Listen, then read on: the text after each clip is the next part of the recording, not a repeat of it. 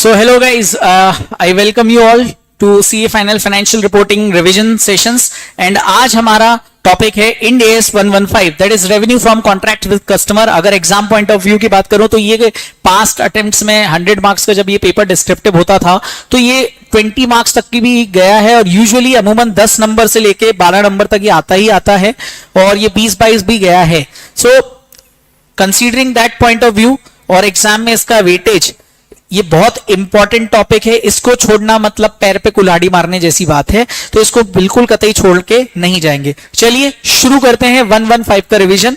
चलिए मैंने आपको जब ये पढ़ाया था तो आपको याद होगा कि मैंने कुछ बैकग्राउंड, हर इंड AS में मैंने आपको एक बैकग्राउंड सेट किया था, तो यहां भी मैंने एक बैकग्राउंड सेट किया था कि भैया revenue being the integral element of the entity, इसकी वजह से अपने को एक स्टैंडर्ड चाहिए था जो कि आज की डेट में जितने भी तरीके के बिजनेस हो रहे हैं उन सभी की, बड़ी बड़ी जो एंटरप्राइजेज हैं जिन पे इंड AS एप्लीकेबल है, उन सभी का जो रेवेन्यू रिकॉग्निशन है और मेजरमेंट है उसको अच्छी तरीके से प्रॉपरली कर पाए। उसके लिए क्या सर किसकी जरूरत पड़ी? 115 की जरूरत पड़ी। 115 की जरूरत पड़ी। क्या इससे पहले कुछ स्टैंडर्ड्स नहीं थे?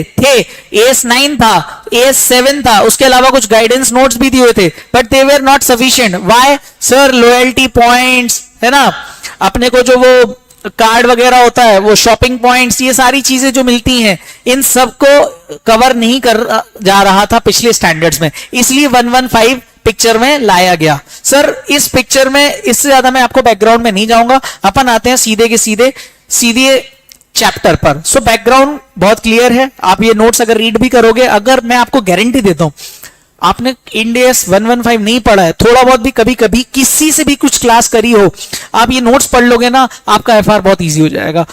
ये चैप्टर हो या कोई भी चैप्टर हो, आपका एग्जाम पॉइंट ऑफ व्यू पूरा कवर होगा। ओके, आ जाते हैं सर। तो 115 इसलिए एग्जिस्टेंस में है क्योंकि कई सारी चीजें कवर नहीं हो रही थी सेल्स से रिलेटेड, और रिकॉग्निशन और मेजरमेंट के लिए एक प्रॉपर रेवेन्यू के लिए एक इंड AS की जरूरत थी, अकाउंटिंग स्टैंडर्ड की जरूरत थी। So now we are coming to understanding the title of the standard. What is the revenue from? Revenue किससे? कॉन्ट्रैक्ट्स। किससे? Customer. So revenue from contracts with customer, तीन नाम है यहां पे। रेवेन्यू का मतलब क्या हुआ सर? रेवेन्यू का मतलब होता है increase in revenue which is increases the economic benefits. Economic benefit कैसे बढ़ता है किसी एंटिटी का? सर एसेट्स बढ़े, लायबिलिटीज कम हो, और इसका इनडायरेक्ट अगर मैं बोलूं तो इक्विटी बढ़ रही ना। अगर असेट बढ़ती जा रही है, लायबिलिटी कम होती जा रही है, इसका मतलब आपकी इक्विटी बढ़ती चली जा रही है। यस और नो? ये किसकी बेसिस पे होगा सर? ये रेवेन्यू के बेसिस पे होगा। सर कॉन्ट्रैक्ट का मतलब क्या होता है? Agreement between two or more parties that creates enforceable rights for one party only and obligation to another party। ऐसा कोई कॉन्ट्रैक्ट दो पार्टीज के बीच में जिसमें से एक के लिए वो राइट है, दूसरे के लिए ऑब्लिगेशन है। ऑब्लिगेशन जिसके लिए हुआ उसको परफॉर्म करना पड़ेगा। यस और no? Sir what is the obligation? Transfer of goods और सर्विस, और राइट का मतलब कंट्रोल ओवर गुड्स और सर्विस। यस और नो? तो जिसके पास ऑब्लिगेशन होगी वो क्या करेगा? ट्रांसफर करेगा गुड्स और सर्विस का, और जिसके पास राइट्स होंगे वो कंट्रोल रखेगा। Got it? यस और no? Yes sir. Sir customer कौन है? जो कष्ट से मर रहा है, ऐसा लिख मत देना, ठीक है? कस्टमर मतलब a party that has contracted with an entity to obtain goods and services that are output of the entity in ordinary course of business. Basically जिससे कॉन्ट्रैक्ट हो रहा है इसके पास राइट्स आ जाएंगे। Got it? ये मैंने आपको एक बनाया था कि एक एंटिटी है वो ट्रांसफर करती गुड्स और सर्विसेज किससे? पार्टी। एक एंटिटी और पार्टी के बीच में कॉन्ट्रैक्ट हुआ to transfer goods and services in response of the consideration. तो ये पार्टी कौन हो गई? कस्टमर हो गया। एंटिटी कौन हो गई? एंटिटी कौन हो गई? जो रेवेन्यू रिकॉग्नाइज करेगी, जिसपे इंड AS 115 एप्लीकेबल होगा। यस और नो? और इसको बदले में क्या मिलेगा? ये कंसीडरेशन। ये consideration is nothing but the revenue. इसके बाद आते हैं अपन चैप्टर के ओवरव्यू पे। मैंने ये चैप्टर 3 पार्ट्स में डिवाइड करके पढ़ाया था आपको। ये इंड AS ने नहीं बांटा है, ये मैंने आपको पढ़ाते टाइम इसको बांटा था। क्या? Part 1, part 2, part 3। पार्ट 1 में अपन पढ़ते हैं कि what is the core principle, what is the recognition criteria, मतलब point of revenue recognition, recognition criteria मतलब पॉइंट ऑफ रेवेन्यू रिकॉग्निशन, और किस किस पर 115 एप्लीकेबल है। ये तीन चीजें अपन कहां पढ़ेंगे? पार्ट 1 में। उसके बाद part 2 of this standard is 5 step model. 5 step model, very important from exam point of view. और उसके बाद जो स्पेशल इश्यूज हैं, स्पेशल इश्यूज अपने करीब थे 10, जिसमें अपन रीपर्चेज एग्रीमेंट के बारे में पढ़ेंगे, प्रिंसिपल वर्सेस एजेंट पढ़ेंगे, bill and loading, combining contract, warranty sales, sale based royalty, sales and returns, construction, toll roads, loyalty based points, ये सारी चीजें रेवेन्यू से रिलेटेड अलग से पढ़ेंगे। तो मैंने आपको पढ़ाते वक्त इस इंड एएस को 3 पार्ट्स में डिवाइड करवाया था। ओके, आ जाते हैं पार्ट नंबर 1। पार्ट नंबर 1 आपको मालूम होना चाहिए, अदरवाइज आप इंड एएस में आगे कैसे पढ़ोगे इसमें, राइट? किसी भी चीज का, क्योंकि Ind AS is nothing but एक तरह से लॉ ही है, अकाउंटिंग का लॉ है ना। तो पार्ट 1 इंट्रोडक्शन। इंट्रोडक्शन में सबसे पहली चीज, what is the core principle of this 115? Core principle है कि भैया ये जो स्टैंडर्ड है वो अमाउंट बताएगा, टाइमिंग बताएगा, नेचर बताएगा और सर्टेनिटी या uncertainty of the revenue recognition. भाई साहब ये स्टैंडर्ड प्रिंसिपल्स देता है किस चीज के, कितने पे आपको रिकॉग्नाइज करना है सेल्स, किस टाइम पे रिकॉग्नाइज करना है, किस टाइप का ट्रांजैक्शन है और क्या उसका कलेक्शन सर्टेन है भी कि नहीं। ओके, सो रेवेन्यू रिकॉग्निशन के टाइम पे ये 4 चीजें ध्यान में रखनी चाहिए और यही 4 चीजों के बेसिस पे 115 बना हुआ है। That is the core principle of this standard. आगे बढ़ते हैं अपन। तो सर रेवेन्यू रिकॉग्निशन कब होगा? What is the point of revenue recognition? Point of revenue recognition is nothing but कि भैया रेवेन्यू तभी हम रिकॉग्नाइज करेंगे जब कंट्रोल ऑफ गुड्स और सर्विसेज ट्रांसफर हो गए हैं in exchange of consideration. Simple एक लाइन में, revenue should be recognized after control of goods और services are transferred in exchange of promised consideration. Promised consideration मतलब जो कॉन्ट्रैक्ट के हिसाब से कंसिडरेशन तय हुआ था उसके बेसिस पर। Is that clear? हाँ, चलो आते हैं सर एप्लीकेबिलिटी पर। थर्ड चीज, पार्ट 1 इंट्रोडक्शन जो था उसमें अपन ने 2 चीजें पढ़ ली, अब आता है थर्ड चीज पे, that is the applicability. Applies to all contracts with the customer, any random person is a customer in this contract. Okay, any random person, सारे के सारे contract with the customer covered under this Ind AS. Again not applicable to some certain transaction, that is lease transaction अगर कोई हुआ, insurance contract जो 104 में cover है, हालांकि सिलेबस में नहीं है, फाइनेंशियल इंस्ट्रूमेंट में 109 वाला, बिजनेस कॉम्बिनेशन 103, ज्वाइंट वेंचर 111 और exchange, non monetary exchange in same line of business. अगर ये कुछ ये जो पर्टिकुलर ट्रांजैक्शन है इन पर 115 एप्लीकेबल नहीं हो गया, इनसे रिलेटेड ट्रांजैक्शन है तो इनके रिस्पेक्टिव इंड एएस में अपने को जाना पड़ेगा। आ जाते हैं इस चैप्टर के सेकंड पार्ट पर, and that is nothing but 5 step model. चलो आते हैं 5 स्टेप मॉडल होता क्या है, पहले ये समझ लें। ये चैप्टर मैंने आपको पूरा याद हो, अगर ये नोट्स आपके पास अगर आप नहीं है आपके पास तो आप YouTube के डिस्क्रिप्शन लिंक पे जाएंगे तो वहां टेलीग्राम की एक लिंक मिलेगी, उस टेलीग्राम लिंक पर जाकर आपको वहां पे एक गूगल ड्राइव लिंक मिलेगी जो टेलीग्राम चैनल पर पिन होगी, वहां से आप डाउनलोड कर सकते हो, कोई दिक्कत नहीं है। ठीक है, हाँ, ये नोट्स कहां के हैं? ये मेरी रेगुलर बैच की नोट्स हैं। ठीक है, based on completely based on ICI material. ठीक है, 5 स्टेप मॉडल में इंड एएस क्या बोलता है? सबसे पहले you need to identify the contract. Contract identify हुआ मतलब कॉन्ट्रैक्ट आइडेंटिफाई करना है तो पहली बात तो it should be a contract, there should be a contract. Contract है तो उसमें पता चल जाएगा कि एक पार्टी के लिए राइट है, दूसरी पार्टी के लिए ऑब्लिगेशन होगा, जिसके लिए ऑब्लिगेशन होगा उसको कुछ परफॉर्म करना पड़ेगा टू ट्रांसफर गुड्स और सर्विसेज, तभी तो उसको रेवेन्यू मिलेगा। यस और no? So identify the contract, क्या वो कॉन्ट्रैक्ट है भी as per 115? Okay, then identify PO. PO, what is this PO? Performance obligation. Identify the contract. Second is identify performance obligation. जैसे ही ये पता चल गया कि भैया कॉन्ट्रैक्ट क्या है और उसमें परफॉर्मेंस ऑब्लिगेशंस क्या क्या हैं, तो आप डिटरमाइन करो the transaction price. Transaction price determine करो, फिर एलोकेट करो ट्रांजैक्शन प्राइस को और फिर लास्ट में रिकॉग्नाइज करो रेवेन्यू को। सो 5 step model of Ind AS 115 क्या बोलता है? Identify the contract, identify the performance obligation, determine transaction price मतलब कंसिडरेशन क्या होगा, उस कंसिडरेशन को एलोकेट कर दो कितने पार्ट से कॉन्ट्रैक्ट में, उस टोटल कॉन्ट्रैक्ट में, और फिर उसको रिकॉग्नाइज करो एज रेवेन्यू। तो आ जाते हैं अपन 5 स्टेप मॉडल के पहले वाले पर, identifying the contract. 5 step model part number 2 of this is Ind AS और उसमें स्टेप नंबर 1 अपन पढ़ रहे हैं 5 स्टेप मॉडल में, आइडेंटिफाइंग दी कॉन्ट्रैक्ट। अगर मैं आपको बोलूं तो मॉड्यूल में बहुत बड़ा चढ़ा के दिया हुआ है, ये मैंने इसको बहुत कट शॉर्ट कर दिया सो दैट आपको एग्जाम के लिए बहुत मजा आएगा और आप क्विक टाइम में इसको रिकॉल कर पाओगे। ठीक है, चलिए, तो आइडेंटिफाइंग द कॉन्ट्रैक्ट में सबसे पहले आपको देखना है 5 criteria should be matched. 5 criteria match होने चाहिए। अगर ये 5 क्राइटेरिया मैच नहीं है तो इसका मतलब कॉन्ट्रैक्ट ही नहीं है ये। 5 क्राइटेरिया क्या होगा? पहला है contract is approved and parties are committed. Parties are committed मतलब पार्टीज को पता है अपनी अपनी परफॉर्मेंस ऑब्लिगेशन। भाई मैं एक एंटिटी हूं एचडी लिमिटेड और मैंने कॉन्ट्रैक्ट किया एक संस्कार लिमिटेड से, तो भाई साहब क्या हुआ कि संस्कार लिमिटेड ने कॉन्ट्रैक्ट किया। क्या कॉन्ट्रैक्ट किया कि भाई साहब देखो ये फोन खरीदना है संस्कार लिमिटेड को, ठीक है, उनके बिजनेस पर्पस के लिए, तो संस्कार खरीद रहा है ये फोन, ठीक है। अब मेरा काम था, मेरी कंपनी फोन बनाती है तो मेरे को उनको ट्रांसफर करना होगा गुड्स और सर्विस, तो ये गुड्स भेजना पड़ेगा संस्कार को, यस और नो? हाँ। जैसे ही कंट्रोल ट्रांसफर हुआ, कैन आई से I will ask the consideration. जैसे ही कंसीडरेशन पता किया तो भाई मेरे लिए परफॉर्मेंस ऑब्लिगेशन क्या है एचडी लिमिटेड के लिए? ये फोन ट्रांसफर करना। और संस्कार के लिए क्या है?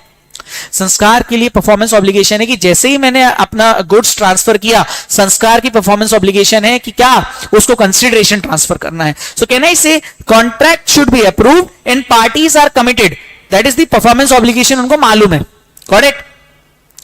जैसे ही परफॉर्मेंस ऑब्लिगेशन सेटिस्फाई हो गई, साथ ही साथ कंसीडरेशन नोन है कि नहीं? अरे भाई साहब ये जो मोबाइल है इसका प्राइस कितना है?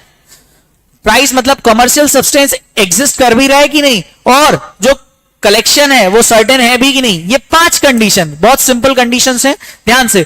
कॉन्ट्रैक्ट अप्रूव्ड है, parties are committed to each other, okay. Then क्या था? Performance obligation should be satisfied, consideration is known, and the commercial substance should exist in the contract, also the collection of the revenue is certain। ये 5 criteria अगर fulfill हो गए, if all the above 5 criteria gets fulfilled, then we can say the contract is identified, that is the valid contract। अरे ये Indian contract act वाला मत समझ लेना भाई साहब, ये 115 के हिसाब से एक वैलिड कॉन्ट्रैक्ट हो जाएगा, मतलब कॉन्ट्रैक्ट इज आइडेंटिफाइड। सर नहीं आइडेंटिफाई हुआ तो if 5 criteria are not met, 5 कौन से वापस से एक बार रिकॉल कर लेते हैं। Contract is approved and parties are committed, performance obligation is satisfied, consideration is known, then next one what? Consideration के अलावा collection of revenue is certain, और एक और चीज थी कमर्शियल सब्सटेंस शुड एग्जिस्ट। ये 5 मीट हो गए तो कॉन्ट्रैक्ट हो जाएगा। और if 5 criteria are not met तो फिर सबसे पहले मतलब देखो क्या है, ये इंड एस में एक चीज ध्यान से समझना, ये जैसे ही आएगा ना माइंड में कि भाई 5 क्राइटेरिया में से कोई भी एक मेट नहीं हुआ या कोई एक भी मेट नहीं हुए, ऐसा तो होगा नहीं, कोई एक ना एक ऐसा होगा जो मेट नहीं हुआ, तो फिर आप उस केस में पहले ये चेक करो क्या कंसीडरेशन रिसीव हो गया है क्या आपको। क्योंकि दुकानदार के पॉइंट ऑफ व्यू से सोचो, मैं एक दुकानदार हूं, मैं एक कंपनी चलाता हूं, मैं एक दुकानदार हूं, और मेरे को एक बात बताओ, कस्टमर सामने से आएगा तो क्या मैं 115 की कंप्लायंस सोचूंगा या मैं अपना प्रोडक्ट बेचने पे फोकस करूंगा? मेरा काम क्या है? कंपनी का काम क्या है? प्रोडक्ट बेचना है, सेल्स पे फोकस करना है, रादर देन इंडियस कंप्लायंस देखना। उसके लिए अकाउंटेंट बैठा हुआ है, ऑडिटर्स हैं, ओके। तो सर अगर कोई कंसीडरेशन रिसीव हो गया है लेकिन 5 स्टेप क्राइटेरिया मेट नहीं हुआ, तो कंसीडरेशन रिसीव हो गया तो आप एंट्री मार लो cash account debit to liability and reassess the contract till all conditions are fulfilled. Case 2 consideration receive ही नहीं हुआ। भाई पहले वाले केस में क्या हुआ? 2 चीजें होंगी, आपका क्राइटेरिया जब मेट नहीं हुआ तो आप पहले चेक करो क्या कोई कैश कंसीडरेशन मिला है, अगर मिला है तो उस कैश कंसीडरेशन को बुक्स में रियलाइज कर लो लायबिलिटी के अगेंस्ट में, और अगर कोई कैश कंसीडरेशन मिला ही नहीं तो फिर कोई दिक्कत ही नहीं, आपको कुछ भी एंट्री करने की जरूरत नहीं है। लेकिन दोनों ही केसेस में आप रीअसेस करो जब तक कि ऑल कंडीशंस फुलफिल ना हो जाए। कौन सी वाली? क्राइटेरिया वाली, 5 criteria conditions, okay. Sir what do you mean by contract term? तो कॉन्ट्रैक्ट, इसके बाद तीसरी चीज इसमें क्या है? Contract term, period for which the relation between the parties exist. One of the parties can not come out of the contract term without penalty. अगर आपने कोई, देखो कॉन्ट्रैक्ट टर्म क्या होगा कि भाई जब आपके बीच में कॉन्ट्रैक्ट हुआ है तो आपको मालूम है कि एक दूसरे के बीच में जब कॉन्ट्रैक्ट हुआ है तो कितने टाइम पीरियड के लिए हुआ है। अगर कोई एक पार्टी बाहर आना चाहती है तो उसको पेनल्टी दिए बिना वो बाहर नहीं आ सकती, और ये सारी चीजें कॉन्ट्रैक्ट में इंसर्ट होके रहेंगी, याद रखना।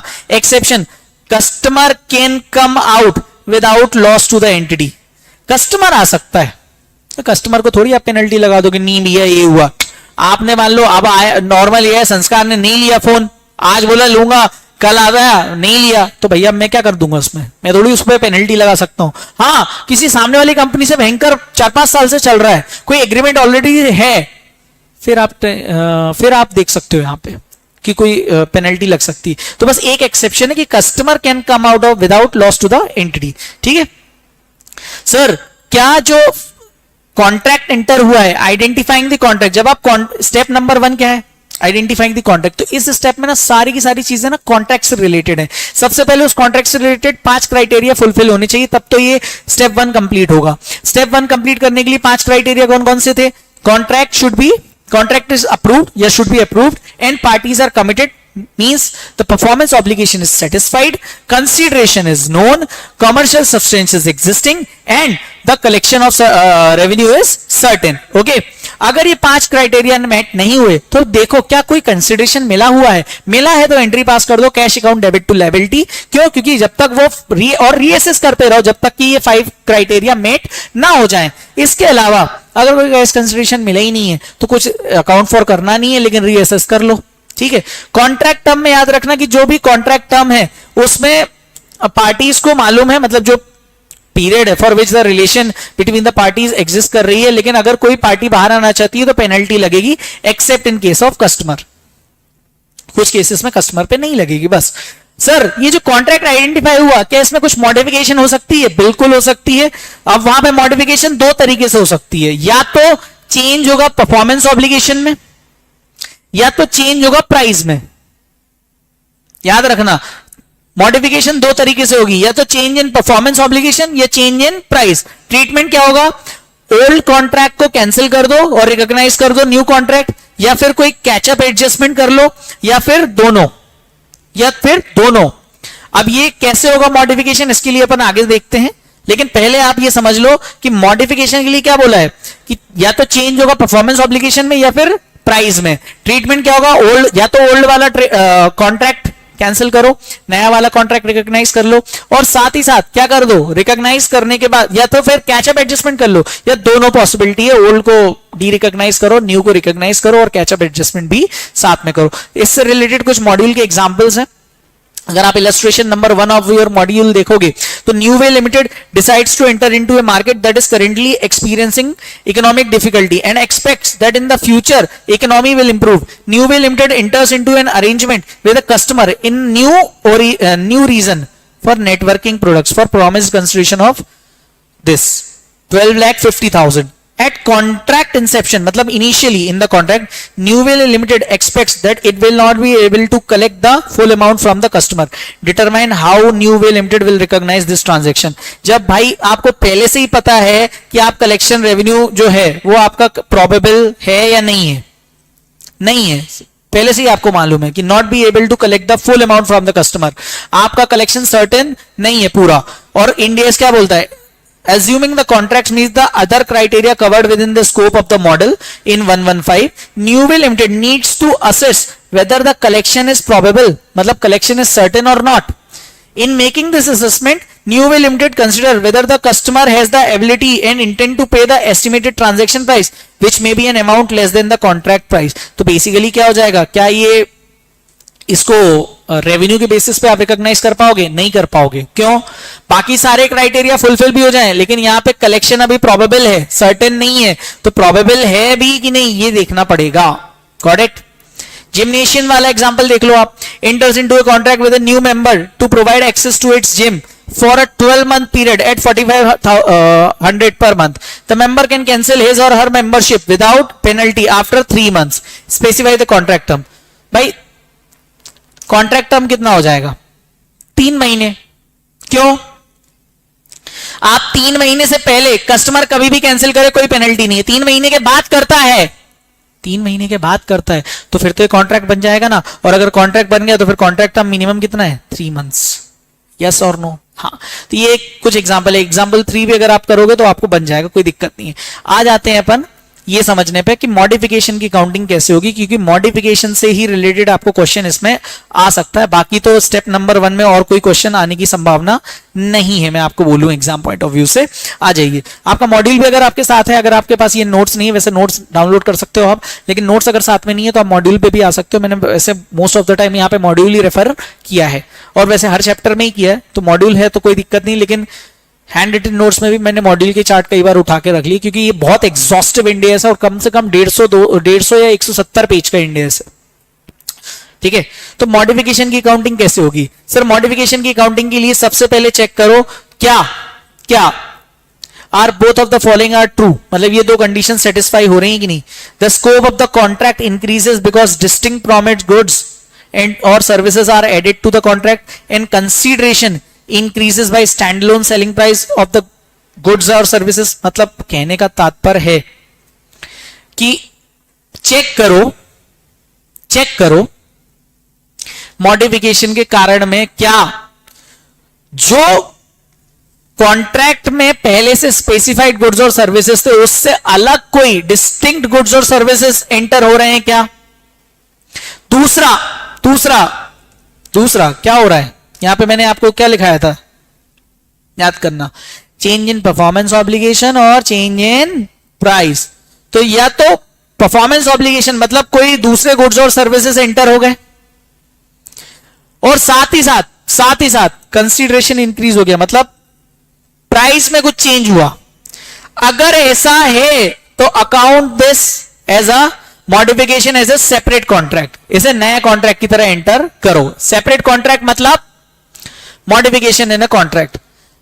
अगर ऐसा ये दोनों में से कोई एक नहीं है तो कोई दिक्कत नहीं, कोई एक फुलफिल हुई कोई एक नहीं हुई, कोई बात नहीं।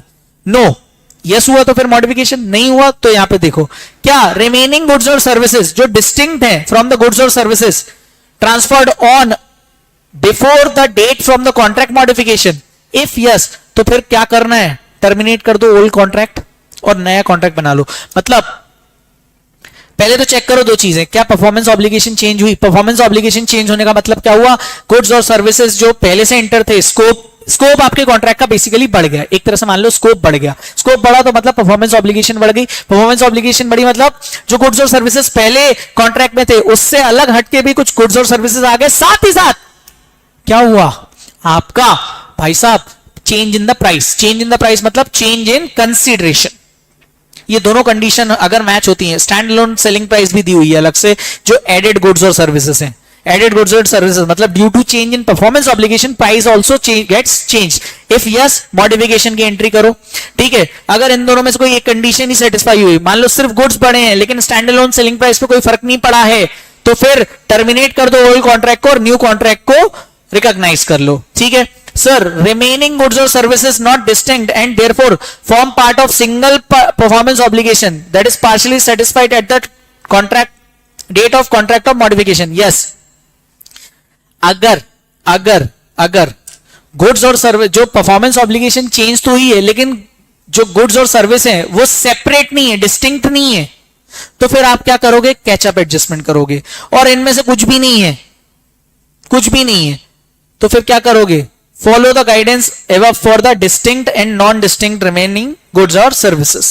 follow the guidance मतलब दोनों, कुछ नहीं। आपको तो याद रखना है कि क्या कॉन्ट्रैक्ट का स्कोप बढ़ा मतलब परफॉर्मेंस ऑब्लिगेशन बढ़ गई, सर बढ़ गई। साथ ही साथ क्या प्राइस भी चेंज हुआ, हाँ, तो मॉडिफिकेशन करो। मॉडिफिकेशन करोगे तो कैसे करोगे, आपको मॉडिफिकेशन करना है तो कैसे करोगे आप, मॉडिफिकेशन जब करने हैं और दोनों चीजें हुई, परफॉर्मेंस ऑब्लिगेशन भी हुई, परफॉर्मेंस ऑब्लिगेशन भी चेंज हुई और प्राइस भी चेंज हुई, तो आपको क्या करना रहेगा, दोनों चीजें, कैचअप एडजस्टमेंट को भी ध्यान में रखना पड़ेगा और आपको कैंसिल करना पड़ेगा ओल्ड कॉन्ट्रैक्ट, साथ ही साथ न्यू कॉन्ट्रैक्ट को रिकॉग्नाइज करना पड़ेगा। ठीक है सर, सिर्फ और सिर्फ क्या हुआ है, प्राइस पे कोई फर्क नहीं पड़ा, परफॉर्मेंस ऑब्लिगेशन पे थोड़ा बहुत चेंज हुआ है, तो फिर आपको कैंसिल करना है ओल्ड कॉन्ट्रैक्ट और न्यू कॉन्ट्रैक्ट को वो कर लेना है। लेकिन एक और चीज, जो गुड्स और सर्विसेज डिस्टिंक्ट नहीं है उनके लिए क्या करना पड़ेगा, उनके लिए आपको कैचअप एडजस्टमेंट करना पड़ेगा विद द न्यू प्राइस या न्यू चेंजेस। ओके, बस आगे बढ़ते हैं इलस्ट्रेशन नंबर 7 पर। इलस्ट्रेशन नंबर 7 इससे रिलेटेड दिया हुआ है, ये बहुत अच्छा क्वेश्चन है, मैं बोलूंगा एलडीआर लास्ट डे रिवीजन के लिए रख लेना। An entity promises to sell 120 products to a customer for 1,20,000, ठीक है, 1,000 पर प्रोडक्ट, ठीक है। The products are transferred to the customer over a 6-month period, ठीक है। The entity transfer control of each product at a point in time, after the point in time मतलब time to time transfer करती है। After the entity has transferred control of 60 products to the customer, the contract is modified. 60 product जब जा चुके थे, 120 में से 60 जा चुके थे, कॉन्ट्रैक्ट मॉडिफाई हो गया to require delivery of additional 30 products, a total of 150 identical products, अलग से 30 products to the customer at a price of 950। मुझे बताओ एडिशनल मतलब क्या परफॉर्मेंस ऑब्लिगेशन चेंज हुई? हाँ सर चेंज हो गई। कितने से? सर 30 प्रोडक्ट्स एडिशनल आ गए। क्या ये डिस्टिंक्ट प्रोडक्ट्स हैं? Yes, okay. क्या इन प्रोडक्ट्स की सेपरेट प्राइस दी हुई है? हाँ 950 पर product, which is the standalone selling price for such additional products at a time of placing this additional order. The additional 30 products were not included in the initial contract. Obviously बाद में आए ना, question की information पढ़ोगे। It is assumed that the additional products are contracted for a price that reflects the standalone selling price. Determine the accounting for modified product. तो मुझे एक बात बताओ, मॉडिफिकेशन में अपन ने क्या सीखा ऊपर की टेबल में, कि अगर दोनों चीजें चेंज इन परफॉर्मेंस ऑब्लिगेशन है और चेंज इन प्राइस भी है, चेंज इन परफॉर्मेंस ऑब्लिगेशन मतलब डिस्टिंक्ट प्रोडक्ट्स और सर्विसेज ऐड हो गए अलग से और उनकी स्टैंड अलोन सेलिंग प्राइस अलग से है, तो इनको एक अलग से आप कॉन्ट्रैक्ट मानना पड़ेगा, मतलब बीइंग अ मॉडिफाइड कॉन्ट्रैक्ट। तो आपको क्या लिखना है? As per Ind AS 115 revenue from contract with customer, additional 30 units should be treated as separate contracts, reassess being, इनको आप क्या मान लोगे? Separate contract. या तो आप इनको सेपरेट कॉन्ट्रैक्ट मान लोगे मॉडिफिकेशन का, और या फिर सिर्फ और सिर्फ परफॉर्मेंस ऑब्लिगेशन चेंज हुई थी, अपन ने क्या पढ़ा था? टर्मिनेट कर दो इसको। और या फिर ये भी हुआ तो सिंगल कैचअप एडजस्टमेंट, और ये भी नहीं हुआ तो follow the guidance above for distinct and non distinct वाला, मतलब ये दोनों, ठीक है। हाँ, तो अब यहां पे क्या हुआ? दोनों चीजें हो गई, तो सेपरेट कॉन्ट्रैक्ट की तरह इसको मॉडिफिकेशन में एंट्री मार देना है। तो these 30 units are sold at their standalone price of ₹950। Performance obligation of the previous contract has no relation with the performance obligation of selling 30 extra units. Hence, transaction price of new performance obligation will be 30 units into 950 per 28,500, which shall be treated as new contract and revenue should be recognized when the control of these 30 units are transferred. Simple. ये question अगर आपको समझ में आ गया तो आपको ये table समझ में आ जाएगी। वापस से एक बार मैं टेबल समझा देता हूं, अगर आपको कोई भी कंफ्यूजन आए तो देखो। अगेन अपन ने यहां चार्ट में क्या देखा? मॉडिफिकेशन में दो चीजें होंगी, चेंज इन परफॉर्मेंस ऑब्लिगेशन और change in price. Sir change in performance obligation only, तो ये ट्रीटमेंट करना है। चेंज इन प्राइस ओनली, तो फिर आपको क्या करना है? कैचअप एडजस्टमेंट करना है। और दोनों का मिक्स आया, दोनों का मिक्स आया मतलब ये भी आ गया और ये भी आ गया अलग से, मतलब परफॉर्मेंस ऑब्लिगेशन भी बढ़ गई और इंक्रीज इन प्राइस भी हो गया। तो क्या हो जाएगा? सेपरेट कॉन्ट्रैक्ट मानना पड़ेगा आपको। सेपरेट कॉन्ट्रैक्ट मतलब मॉडिफिकेशन की काउंटिंग तो होगी और कंसीडरिंग कि भाई नया रिकॉग्नाइज करना पड़ेगा कॉन्ट्रैक्ट और साथ ही साथ उसका कैचअप एडजस्टमेंट भी, तो उसको अपन बोलते हैं सेपरेट कॉन्ट्रैक्ट। Got it? तो वही चीज है कि भैया स्कोप बढ़ा और कंसिडरेशन भी बढ़ा, तो सेपरेट कॉन्ट्रैक्ट मान लो। सिर्फ स्कोप बढ़ा या रिमेनिंग गुड्स और रिमेनिंग डिस्टिंक्ट गुड्स और सर्विसेज वगैरह में चेंजेस आए तो टर्मिनेट कर दो ओल्ड वाला और न्यू वाला क्रिएट कर लो। सिर्फ नॉर्मल मतलब स्टैंड अलोन सेलिंग प्राइस वगैरह पे आया, कुछ सिंगल परफॉर्मेंस ऑब्लिगेशन है तो कैचअप एडजस्टमेंट से ही काम चल जाएगा आपका, बाकी और कुछ नहीं है। तो ये आपको क्वेश्चन देख लिया होगा। आते हैं इलस्ट्रेशन नंबर 8 पर। 1 अप्रैल 2011 KLC enters into a contract with Mr. K to provide a machine for 2.5 million. 1 year of maintenance service 55,000 per month. Okay. On October 2011, KLC Limited and Mr. K agreed to modify the contract to reduce the amount of services from 55,000 per month to 45,000. Determine the effect of change in the contract. मुझे बताओ, आपने ये जो contract किया था, contract कौन सा वाला? कॉन्ट्रैक्ट आपने जो किया है, कॉन्ट्रैक्ट अगर आपने जो किया है मेंटेनेंस का, ये कितने का है? सर ये है आपका 55,000 पर मंथ का। अब आप इसको चेंज कर रहे हो 45,000 पर मंथ। 45,000 पर मंथ से अगर आप चेंज कर रहे हो तो आपको, और कब कर रहे हो, 1 अक्टूबर को कर रहे हो, तो आपने 6 मंथ्स तो ओल्ड कॉन्ट्रैक्ट ही किया होगा, यस और नो?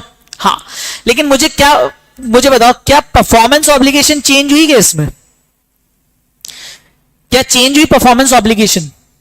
नहीं सर, सिर्फ और सिर्फ stand loan selling price change हुई है, तो सिर्फ कैचअप एडजस्टमेंट मार दो। कैचअप एडजस्टमेंट मतलब जितना न्यू प्राइस है 45,000 वाला इंटू 6। तो देखो, the next 6 months of the services are distinct from the services provided in the first. तो भैया कॉन्ट्रैक्ट मॉडिफिकेशन हो जाएगा, और एक तरह से नया कॉन्ट्रैक्ट कितने में रिकॉग्नाइज दिखेगा? 45,000। हालांकि परफॉर्मेंस ऑब्लिगेशन वही है, लेकिन प्राइस चेंज हुई। प्राइस चेंज हुई तो अपन ने क्या किया? एक तरह से 2,70,000 से the consideration allocated to remaining performance obligation is 2,70,000, which is the sum of consideration promised by customer and that was included in the estimate of transaction price and had not yet been recognized as revenue। मतलब ये price तो अपने को पता थी consideration की, लेकिन अभी रेवेन्यू की तरह रिकॉग्नाइज नहीं हुई थी। क्यों? क्योंकि अभी पर मंथ मतलब पॉइंट ऑफ टाइम, जैसे जैसे टाइम टू टाइम इसको रिकॉग्नाइज करा जाएगा रेवेन्यू के लिए। तो consideration promise as part of the contract modification is 2,70,000। क्यों? ये जो चेंज हुआ है, ये चेंज में आप क्या कर रहे हो? आप एक तरह से, सॉरी कैचअप एडजस्टमेंट नहीं, नया कॉन्ट्रैक्ट कर रहे हो यहाँ पे, सॉरी टर्मिनेशन कर रहे हो एक्जिस्टिंग वाले का और क्रिएशन कर रहे हो न्यू वाले का। तो एक्जिस्टिंग वाला अगर आपने बंद कर दिया तो आपने कितने वाला कॉन्ट्रैक्ट बंद किया? 55,000 वाला बंद किया, और आपने 45,000 का चालू रखा। Got it? Yes.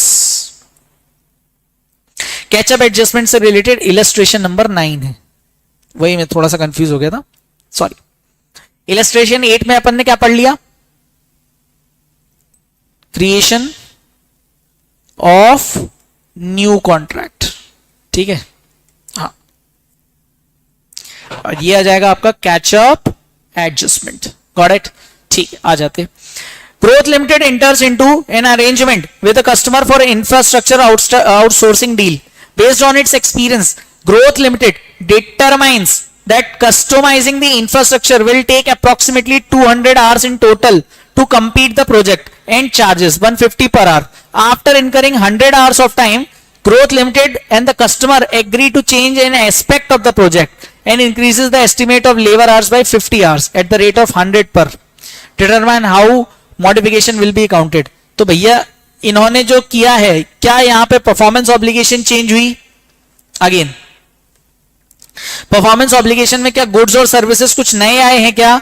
No sir, goods और सर्विसेज तो वही है, बस यहाँ पे एस्टिमेट चेंज हुआ है। एस्टिमेट चेंज हुआ तो कंसीडरिंग द रिमेनिंग गुड्स और services are not distinct, the modification will be counted as cumulative catchup adjustment. Initial कितना था? 200 घंटे के हिसाब से 150 रुपए 30,000 का था। मॉडिफिकेशन के कारण 50 घंटे एक्स्ट्रा हुए और जिसकी कीमत है 100, तो ये 35 हो जाएगा। तो रेवेन्यू जब तक के लिए रिकॉग्नाइज कितना हो जाएगा? 100 आवर्स के बाद चेंज आया ना, तो 100 आवर्स के लिए तो कितना रहेगा? 35 डिवाइड बाई 250 140, तो 140 आ जाएगा रेवेन्यू टू बी रिकॉग्नाइज। और रेवेन्यू ऑलरेडी कितने पे बुक हो गया होगा? 15 पे। तो एडजस्टमेंट कितने का आया? 1000 पे। ये एडजस्टमेंट कुछ और नहीं, कैचअप एडजस्टमेंट है, ठीक है। तो यहां तक में जितने भी हमने 3 क्वेश्चंस करे, ये 7, 8 और 9, ये बहुत इंपॉर्टेंट हैं और याद रखना। अगेन मैं आपको वापस से करा देता हूं रिवाइज कि भाई साहब परफॉर्मेंस ऑब्लिगेशन चेंज हुई या फिर चेंज इन द प्राइस हुआ तो it is known as modification. Performance obligation में याद रखना कि अगर चेंज के कारण कॉन्ट्रैक्ट का स्कोप बढ़ गया, याद रखना कॉन्ट्रैक्ट का क्या बढ़ गया भाई साहब? स्कोप बढ़ा, स्कोप बढ़ गया प्लस इंक्रीज इन प्राइस, मतलब जो स्कोप बढ़ा है, स्कोप के कारण आपको स्टैंड अलोन सेलिंग प्राइस भी मिली, तो आपको क्या करना है?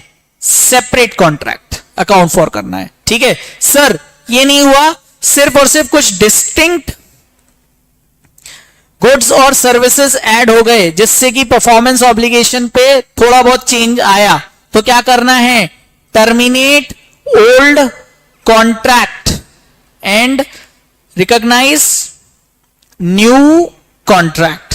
सर डिस्टिंक्ट गुड्स और सर्विसेज नहीं है, गुड्स और सर्विसेज वही के वही है पहले वाले, और यहां पर थोड़ा सा प्राइस में चेंज हुआ है, तो क्या कर दो, कैचअप एडजस्टमेंट पास कर दो।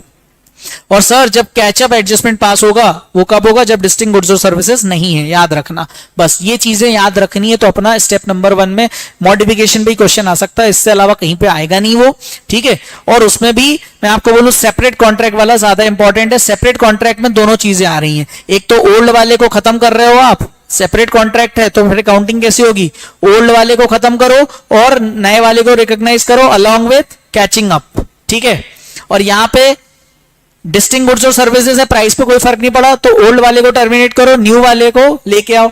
और डिस्टिंक्ट गुड्स और सर्विसेज नहीं है, डिस्टिंक्ट गुड्स और सर्विसेज नहीं है, तो फिर प्राइस पे से फर्क पड़ेगा, और वो प्राइस पे फर्क सिर्फ कैचअप एडजस्टमेंट की वजह से पड़ेगा। बस ये याद रखना, इतना अगर आपको याद रहा पिछले 20 मिनट का कुछ भी नहीं, तो इन 3 बातों को याद रख के आप क्या कर सकते हो, इलस्ट्रेशन 7, 8 और 9 स्टडी मटेरियल के कर लोगे, आपका ये step number 1 identifying the contract खत्म हो जाएगा, ठीक है। आते हैं स्टेप नंबर 2 पर। Step number 2 is nothing but identifying the performance obligation. यहां से ना अपन थोड़ा सा कंसेप्ट पहले खत्म कर लेते हैं, फिर अपन क्वेश्चंस पे आएंगे, ठीक है। Identify performance obligation. तो performance obligation are promises to transfer goods और services, there can be more than one performance obligation in one contract, ठीक है। It is the unit of accounting, means revenue should be recognize for each performance obligation. मतलब each performance obligation, हर performance obligation को अपन एक unit मान लेंगे और उसके हिसाब से अमाउंट को रिकॉग्नाइज करते चलेंगे सेपरेटली। कैसे, मान लो performance obligation assessed at inception of the contract, initially कुछ और आपकी रिकॉग्नाइज हुई, इनिशियली कुछ और था आपका परफॉर्मेंस ऑब्लिगेशन, उसको आपने रिकॉग्नाइज कर लिया। Performance obligation should B accounted separately और टुगेदर। कब, मान लो कोई गुड्स और सर्विसेज है जो कि सोल्ड कर रहा विथ रेडिली अवेलेबल रिसोर्सेज, मतलब विदाउट इंस्टॉलेशन, तो वहां उस केस में क्या होगा, each performance obligation should be recognized separately when control is transferred. ऐसा कब होता है, TV performance obligation, laptop performance obligation, TV की साथ जरूरी थोड़ी आप डिश एंटीना भी लो, कार परफॉर्मेंस ऑब्लिगेशन, ये सब सिंगल परफॉर्मेंस ऑब्लिगेशन है। जब जब सिंगल परफॉर्मेंस ऑब्लिगेशन कब मान लिया जाएगा, जब गुड्स और services sold that can be used with readily available resources, जैसे ही आया उसके लिए अलग से कुछ इंस्टॉल कराने की जरूरत नहीं है, आप उसको जैसे ही वो रिसोर्स गुड्स और सर्विसेज आया आप उसको यूटिलाइज कर सको बीइंग द कस्टमर, तो वो हो जाएगा सिंगल परफॉर्मेंस ऑब्लिगेशन। लेकिन ऐसी चीजें जो आपने परचेज करी या गुड्स और services sold cannot be used with readily available resources, that is installation is required, ये कौन से होते हैं, जिनका इंस्टॉलेशन रिक्वायर है। मान लो एसी है तो उसको एसी आपने खरीद जरूर लिया लेकिन इंस्टॉल कराने का खर्चा अलग होता है, तो ऐसी चीजें that can be identified separately. तो installation can be done by another entity, मतलब अगर कोई आइडेंटिफिकेशन, अब मान लो एसी हो सकता है आपने सैमसंग का खरीदा, इंस्टॉलेशन के लिए आपने लोकल वेंडर को बुला लिया, कोई दिक्कत नहीं, तो लोकल वेंडर अलग पैसे लेगा इंस्टॉलेशन के, और एसी आपने अलग से सैमसंग को पे कर दिया अमाउंट, तो can I say each performance obligation should be recognized separately. AC एक अलग परफॉर्मेंस ऑब्लिगेशन हो गया और उसका इंस्टॉलेशन अनदर, तो ये मल्टीपल परफॉर्मेंस ऑब्लिगेशन हो जाएंगे, यस और नो। लेकिन ऐसा केस जब मल्टीपल, मतलब ऐसे गुड्स और सर्विसेज बिके हैं जो कि यूज नहीं किए जा सकते विद रेडिली अवेलेबल रिसोर्सेज, मतलब जहां इंस्टॉलेशन रिक्वायर्ड है और आइडेंटिफाई सेपरेटली नहीं हो सकते, installation can not be done from any other party, ऐसे कौन से, तो all performance obligation should be recognized as one performance obligation. मतलब कि जैसे कि मान लो मैंने आपको पढ़ाया, अब मैं आपको पढ़ा रहा हूं और साथ में मैं अपना स्टडी मटेरियल भी दे रहा हूं, क्योंकि अगर आप मेरे से क्लास ले रहे हो तो ऑब्वियसली आपको मेरा मटेरियल रेफर करना पड़ेगा, यस और नो। कि ऐसा तो नहीं होगा कि आप किसी और जगह का मटेरियल यूज कर लो मेरे से क्लास ले लो, ऐसा हो ही नहीं सकता, यस और नो। तो इसको अलग अलग परफॉर्मेंस ऑब्लिगेशन नहीं बोलेंगे, इसको अपन एक ही परफॉर्मेंस ऑब्लिगेशन बोलेंगे। आई थिंक इतना क्लियर है, ओके। देन अगर मैं बात करूं स्पेशल केसेस परफॉर्मेंस ऑब्लिगेशन कब कब सेपरेटली मानी जाएगी, तो एक तो परफॉर्मेंस ऑब्लिगेशन जो इनिशियली थी उसको सेपरेट परफॉर्मेंस ऑब्लिगेशन मान लेंगे, एक जो विदाउट इंस्टॉलेशन भी मतलब सोल्ड हो सकते हैं गुड्स और सर्विसेज, उनको एक मान लिया जाएगा, या फिर विद इंस्टॉलेशन है, लेकिन आइडेंटिफाई सेपरेटली नहीं है, आइडेंटिफाई सेपरेट नहीं है तो भी सिंगल परफॉर्मेंस ऑब्लिगेशन, लेकिन आइडेंटिफाइड है अगर सेपरेटली तो मल्टीपल परफॉर्मेंस ऑब्लिगेशन। अच्छा, लॉन्ग टर्म कॉन्ट्रैक्ट है अगर कोई, तो performance should be recognized as and when satisfied. अब मान लो कोई लॉन्ग टर्म स्पेशल केसेस में परफॉर्मेंस ऑब्लिगेशन के बारे में अगर मैं स्पेशल केसेस लूं तो उसमें पहला आता है long term contract. Long term contract मान लो कि भाई आपका कॉन्ट्रैक्ट बहुत लंबा कॉन्ट्रैक्ट चलने वाला है, तो आप टाइम टू टाइम उसको रिकॉग्नाइज करते चलोगे। और टाइम टू टाइम कैसे?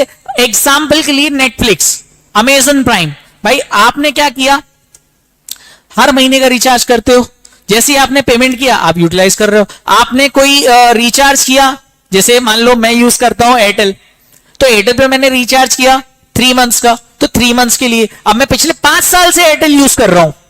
Can I say I am having a long-term contract with the Airtel? Yes or no? Yes, but time to time performance obligation recognize कब कर रहा होगा? मैं नहीं रिकॉग्नाइज करूंगा, एयरटेल कर रहा होगा, उस पे इंडिया एप्लीकेबल है। भाई रिकॉग्निशन तो वही करेगा ना जिस पे इंडिया एप्लीकेबल है। और साथ ही साथ performance obligation should be recognized as and when satisfied. जैसे पैसा मिला और आपने यूटिलाइज किया, तो अब जैसे ही मैंने मान लो 7,000 रुपए दिए एग्जाम्पल के लिए एयरटेल को, ठीक है, एयरटेल को 1,000 रुपए दिए 4 महीने के लिए रिचार्ज के लिए, ठीक है। अब मुझे बताओ 4 महीने तक एयरटेल क्या करेगा? हर मंथ टाइम टू टाइम जैसे जैसे मैं सर्विस यूटिलाइज करता जा रहा हूं वो रिकॉग्नाइज करते जा रहे हैं रेवेन्यू अपनी बुक्स में। Is that clear to everyone? तो AS9 यहां तक लिमिट, यहां तक आता ही नहीं था अकाउंटिंग स्टैंडर्ड 9, और AS7 कंस्ट्रक्शन रेवेन्यू कॉन्ट्रैक्ट के बारे में बात करता था, रेवेन्यू के बारे में वो भी बात करता था, बट इतना डेप्थ में थोड़ी था वो। तो इसलिए 115 बहुत इंपॉर्टेंट है, प्रैक्टिकल लाइफ में बहुत जरूरी है। प्रिंसिपल एंड एजेंट, तो परफॉर्मेंस ऑब्लिगेशन प्रिंसिपल और एजेंट के केस में क्या होगा? Performance obligation should be recognized when principal loss control of the goods. याद रखना प्रिंसिपल और एजेंट की गुड्स केस में क्या होगा? परफॉर्मेंस ऑब्लिगेशन कब रिकॉग्नाइज करोगे? जब प्रिंसिपल गुड्स लॉस कर देगा, कंट्रोल लॉस कर देगा। अब फ्रंट फीस के केस में क्या होगा? एडमिनिस्ट्रेशन फीस या सिम रजिस्ट्रेशन फीस, इनको तो रिकॉग्नाइज कर लो इमीडिएटली। एडवांस अगर कोई दिया है तो recognize after performance obligation is satisfied. For example administration fees के बारे में अगर मैं बात करूं, जैसे आप मान लो आए, आपने कोई एडमिनिस्ट्रेशन फीस या मान लो आपने कोई सिम परचेस करी, तो आपको याद है ना वो रिचार्ज के अलावा हर साल एक प्राइम 100 रुपए का जियो में रिचार्ज करना पड़ता था, यस और नो, 99 रुपीज का, तो दैट इज रजिस्ट्रेशन फीस। वो जैसे ही रिसीव हुई उसको रेवेन्यू रिकॉग्नाइज कर लेना है। और साथ ही साथ अगर कोई एडवांस दिया, अब मान लो मैंने बैच लॉन्च करी सीए फाइनल एफआर की, 5,000 रुपीज प्राइस है, और आपको क्या करना है कि भाई साहब advance registration pre registration fees है उसकी 500 रुपीज, तो 500 रुपीज जो स्टूडेंट्स पे कर देंगे, can I say that is the advance fees receive? Yes और नो? हाँ सर, लेकिन मैं उसको रिकॉग्नाइज कब करूंगा? जब मैं परफॉर्मेंस ऑब्लिगेशन सेटिस्फाई कर दूंगा, मतलब जब मैं बैच कंप्लीट करूंगा। Is that clear? यस और नो? बस ये है परफॉर्मेंस ऑब्लिगेशन से related step number 2, how we identify the performance obligation. तो 3 चीजें, एक जो इनिशियली भी आइडेंटिफाई करते हैं, ठीक है, दूसरा हम परफॉर्मेंस ऑब्लिगेशन सेपरेटली और एक साथ, मतलब मल्टीपल परफॉर्मेंस ऑब्लिगेशन भी रिकॉग्नाइज कर सकते हैं, आइडेंटिफाई कर सकते हैं, और सिंगल भी। सर सिंगल कब होगी? या तो गुड्स और सर्विसेज विदाउट यूज कर सकते हैं विद रेडिली अवेलेबल रिसोर्सेज, तो वो सिंगल हो जाएगा। और उसमें क्या होगा? जैसे कि जैसे each performance obligation should be recognise separately when control is transfer, जैसे ही कंट्रोल ट्रांसफर हुआ उसको इमीडिएटली रिकॉग्नाइज कर लिया जाएगा। लेकिन मान लो ऐसे कोई गुड्स और सर्विसेज सामने वाले ने बेचे हैं जो विदाउट इंस्टॉलेशन मतलब इंस्टॉल नहीं हो सकते, तो उस केस में देखना है कि क्या जो इंस्टॉलेशन वाला पार्ट है वो सेपरेटली आइडेंटिफिएबल है। अगर वो सेपरेटली आइडेंटिफिएबल है इन केस ऑफ एसी, है ना, इन केस ऑफ व्हाट? एसी, तो फिर वो मल्टीपल परफॉर्मेंस ऑब्लिगेशंस हो जाएंगी वहां पे। और नहीं तो फिर अपन आइडेंटिफाई क्या करेंगे? उसको सिंगल आइडेंटिफिकेशन करेंगे अगर वो आइडेंटिफाइड सेपरेटली नहीं है। साथ ही साथ स्पेशल इश्यूज में लॉन्ग टर्म कॉन्ट्रैक्ट, तो लॉन्ग टर्म कॉन्ट्रैक्ट में जैसे जैसे टाइम निकलेगा वैसे वैसे अपन उसको परफॉर्मेंस ऑब्लिगेशन को रिकॉग्नाइज करते चलेंगे। साथ ही साथ प्रिंसिपल और एजेंट के केस में दूसरा जो केस था अपना, उसमें क्या था कि जैसे ही principal control of goods loss कर देगा, तो अपन प्रिंसिपल जैसे ही कंट्रोल ऑफ गुड्स लॉस किया तो परफॉर्मेंस ऑब्लिगेशन रिकॉग्नाइज कर ली जाएगी। अब फ्रंट फीस के केस में एडमिनिस्ट्रेशन फीस है या सिम रजिस्ट्रेशन फीस है, तो अगर ऐसी कोई इस टाइप से कोई एडमिन फीस वगैरह है तो इसको इमीडिएटली रिकॉग्नाइज कर लो as a performance obligation. But अगर कोई एडवांस है तो जब वो पूरा परफॉर्मेंस ऑब्लिगेशन सेटिस्फाई नहीं हो जाती तब तक आप उसको रिकॉग्नाइज नहीं कर सकते। आते हैं अपन स्टेप नंबर 3 में, और step number 3 is very much important from exam point of view, और एक स्टेप 3 और एक स्टेप नंबर 4 ऑल्सो। इसमें क्या करते हैं अपन, आइडेंटिफाई करते हैं ट्रांजैक्शन प्राइस। ट्रांजैक्शन प्राइस में 3 चीजें आती हैं, एक तो होता है कैश कंसिडरेशन, दूसरा होता है नॉन कैश कंसिडरेशन। तो sum of all the cash consideration along with non cash consideration less reductions, ये 3 चीजों को ध्यान रखना है तो आपका बन जाती है ट्रांजैक्शन प्राइस। तो सर कैश कंसिडरेशन में क्या क्या आता है? कैश कंसिडरेशन, अगर कोई फिक्स कैश कंसिडरेशन है, आपको पे फ्यूचर में करना है तो उसको प्रेजेंट वैल्यू पे रिकॉग्नाइज करो। सर वेरिएबल है तो एस्टिमेटेड है एंड कंटिंजेंट है तो उसको आप किस मेथड से करोगे? Most likely method, MLM method के बेसिस पे रिकॉग्नाइज करो। एमएलएम मेथड क्या है? एमएलएम मेथड बोलता है कि अगर किसी चीज के होने का मतलब एस्टिमेटेड बेसिस पे होने के चांसेस 50% या उससे ज्यादा नहीं है तो उसको 0 पे रिकॉग्नाइज करना है, लेकिन अगर 50% से ज्यादा है तो फुल वेरिएबल कंसिडरेशन पे रिकॉग्नाइज कर लेना है अपने को, ठीक है। अच्छा, एमएलएम के अलावा एक और मेथड रहता है expected value method, that is EVM. ये प्रोबेबिलिटी फैक्टर की बेसिस पे डिपेंड करता है, प्रोबेबिलिटी उस चीज के होने की कितने चांसेस हैं, तो amount into probability factor. Management, अच्छा ये प्रोबेबिलिटी फैक्टर कौन डिसाइड करता है? Management will decided. Chances of inflating the profits, yes, but substance over form, substance over form के कारण yes, it will be based on past tense so we can easily see whether the estimation of the management is correct or not। क्योंकि कई बार ये हो जाता था कि जब ये प्रोबेबिलिटी फैक्टर मैनेजमेंट के हाथ में तो भैया मैनेजमेंट तो चाह के कुछ भी गलत सलत उठपटांग एस्टिमेशन ले सकता है, बट भाई ये कंप्लीटली किसके बेस पे होगा? पास्ट टेंस के बेसिस पे होगा। और इंडियस में अपन ने क्या सीखा? Substance over form. तो भाई साहब जब ये पास्ट टेंस पे होगा तो अपन ये चेक भी कर पाएंगे कि भैया जो मैनेजमेंट ने एस्टिमेशन लिया है वो करेक्ट है भी या नहीं, यस और नो? Answer is yes. तो कैश कंसिडरेशन 2 तरीके के, एक तो होगा फिक्स, दूसरा होगा वेरिएबल। फिक्स वाला कौन सा होगा? जो fair value sorry present value की बेसिस पे रिकॉग्नाइज होगा। और जो वेरिएबल है, वेरिएबल वाला जो कंसिडरेशन होगा वो एस्टिमेटेड होगा, कॉन्टिंजेंट होगा, है ना। तो उसका मेजरमेंट, 2 मेथड्स हैं उसके लिए, एक है most likely method MLM method और एक है EVM method. EVM method is depending upon probability factor which is been decided by the management itself, since management किस पे डिसाइड करेगा? पास्ट ट्रेंड्स पर, ओके। और तो उसका इंटू कर देंगे अमाउंट से तो आ जाएगा अपने को क्या? Variable consideration. और नहीं तो एमएलएम मेथड, तो उस ट्रांजैक्शन के होने के चांसेस कितने हैं? चांसेस अगर 50% है या उससे कम है तो अपन उसको क्या मानेंगे? 0 मान लेंगे। लेकिन अगर 50% से ज्यादा है तो वो फुल वेरिएबल कंसिडरेशन को रिकॉग्नाइज कर लेंगे, ठीक है सर। इसके बाद नॉन कैश कंसिडरेशन के अंदर क्या क्या आता है? तो measurement of the non cash consideration will be done at the fair value of the non cash item. भाई नॉन कैश कंसिडरेशन मतलब आपको कोई गुड्स और सर्विस मिल रही है तो उस गुड्स और सर्विस मतलब जो नॉन कैश आइटम है उसकी फेयर वैल्यू क्या है, उसके बेसिस पे। अब अगर फेयर वैल्यू उसकी अवेलेबल नहीं है तो यूज करो उसकी stand alone selling price.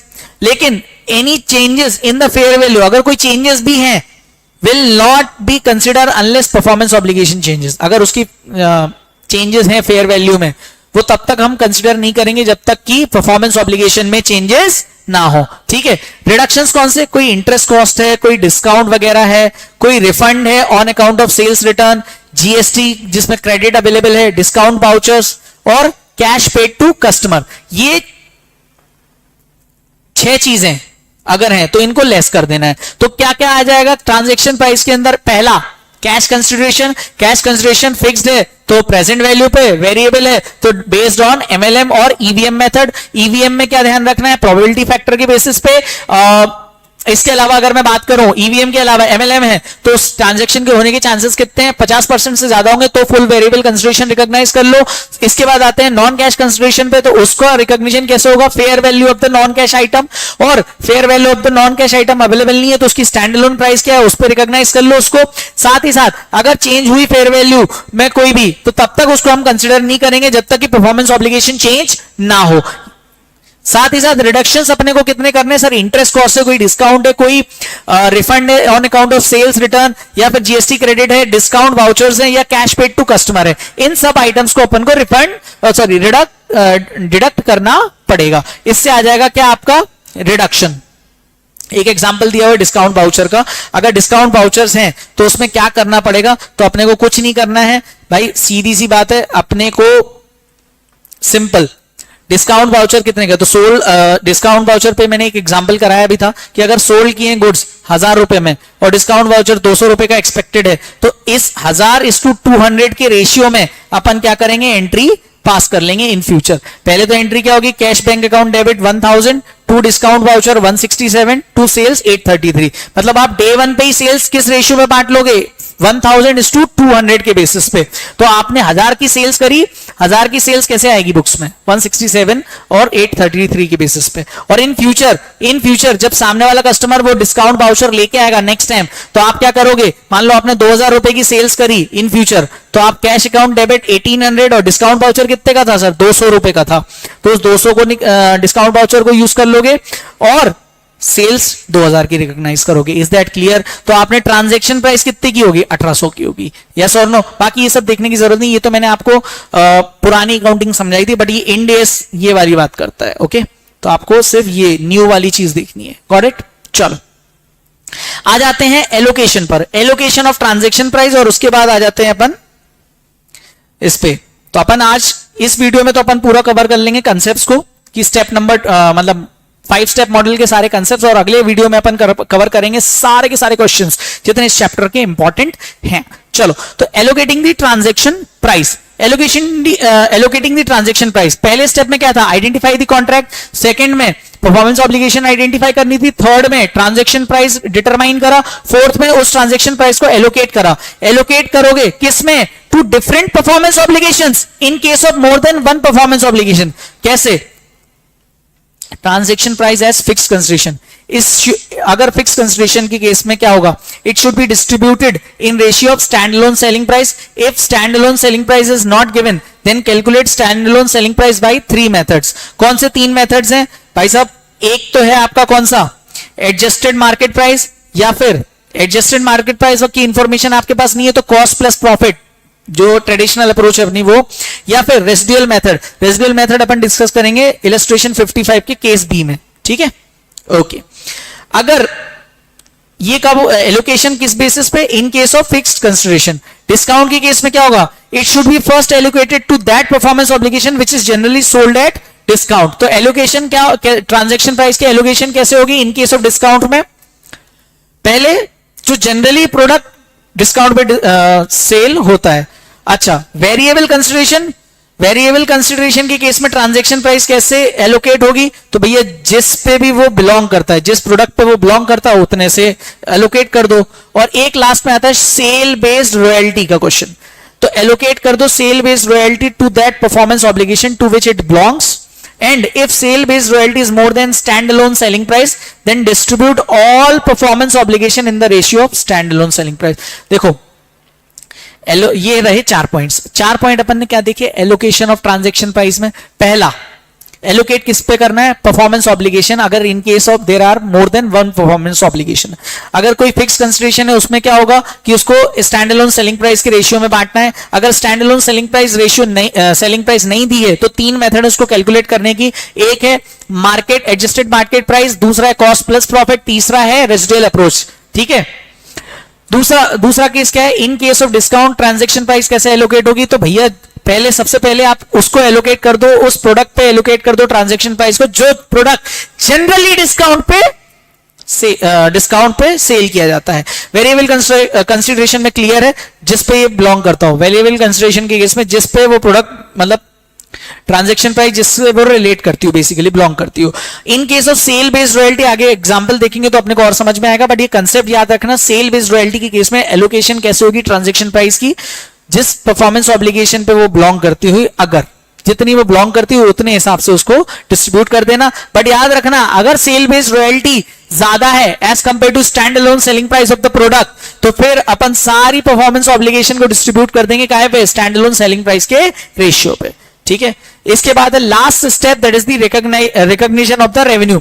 Recognition of the revenue कब होगा, जब सारी परफॉर्मेंस ऑब्लिगेशन इज सेटिस्फाइड। याद करो दुनिया वालों, अपन ने पॉइंट ऑफ रेवेन्यू रिकॉग्निशन में भी यही बोला था, ठीक है, अब ये परफॉर्मेंस ऑब्लिगेशन कब सेटिस्फाई होगी? When control of goods are transferred. तो जब control of goods are transferred तो परफॉर्मेंस ऑब्लिगेशन सेटिस्फाई हो जाएगी और आप रेवेन्यू को रिकॉग्नाइज कर सकते हो। यस और नो?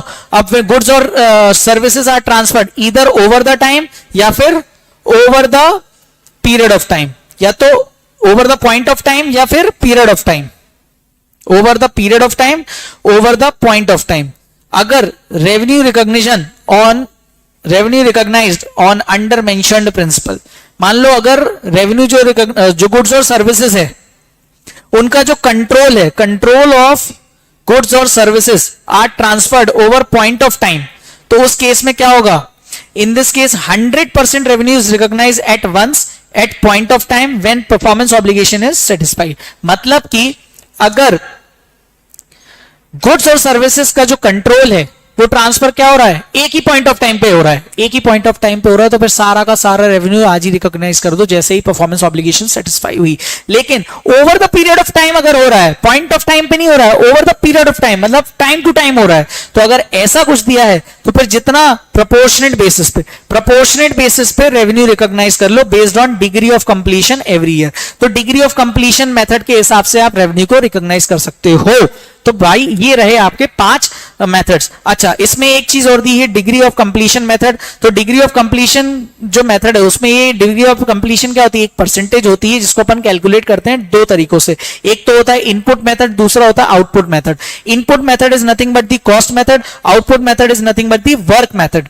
तो यहां पे कैसे निकालोगे आप? तो एक्चुअल कॉस्ट, अगर कॉस्ट मेथड है, इनपुट मेथड है, तो एक्चुअल कॉस्ट कितनी इनकर्ड हुई डिवाइड बाय टोटल कॉस्ट कितनी एस्टिमेट करी थी, उसके बेसिस पे जो परसेंटेज आएगा वो आ जाएगा क्या? Degree of completion.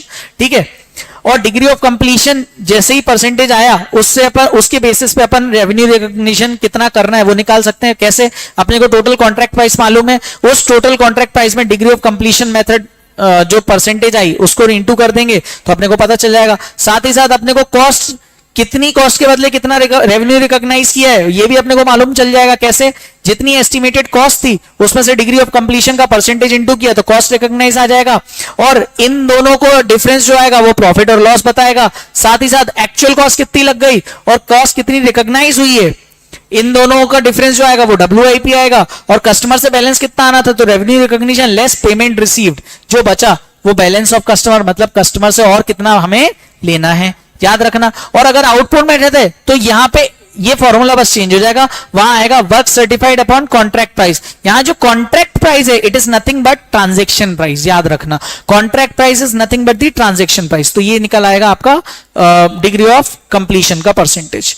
Is that clear? इसके बाद अपने ये 5 मेथड, यहां पे अभी मैं वीडियो नंबर 1 रोक रहा हूं due to timing constant and other things. इस वीडियो में मैंने आपको 5 स्टेप मॉडल पूरा बता दिया और part number 1 of your Ind AS 115 भी मैंने खत्म कर दिया है। 5 स्टेप मॉडल और पार्ट 1 भी खत्म कर दिया है। ये जो 5 हैं ये मैंने आपको कंसेप्चुअली बता दिए, इनके क्वेश्चंस पेंडिंग है और ये 10 पेंडिंग है जिसके लिए अपन सेकेंड वीडियो में मिलेंगे। चलिए, तो आई होप आपको ये रिवीजन बेटर लगेगा। मिलते हैं जल्दी सेकेंड वीडियो पे। बाय।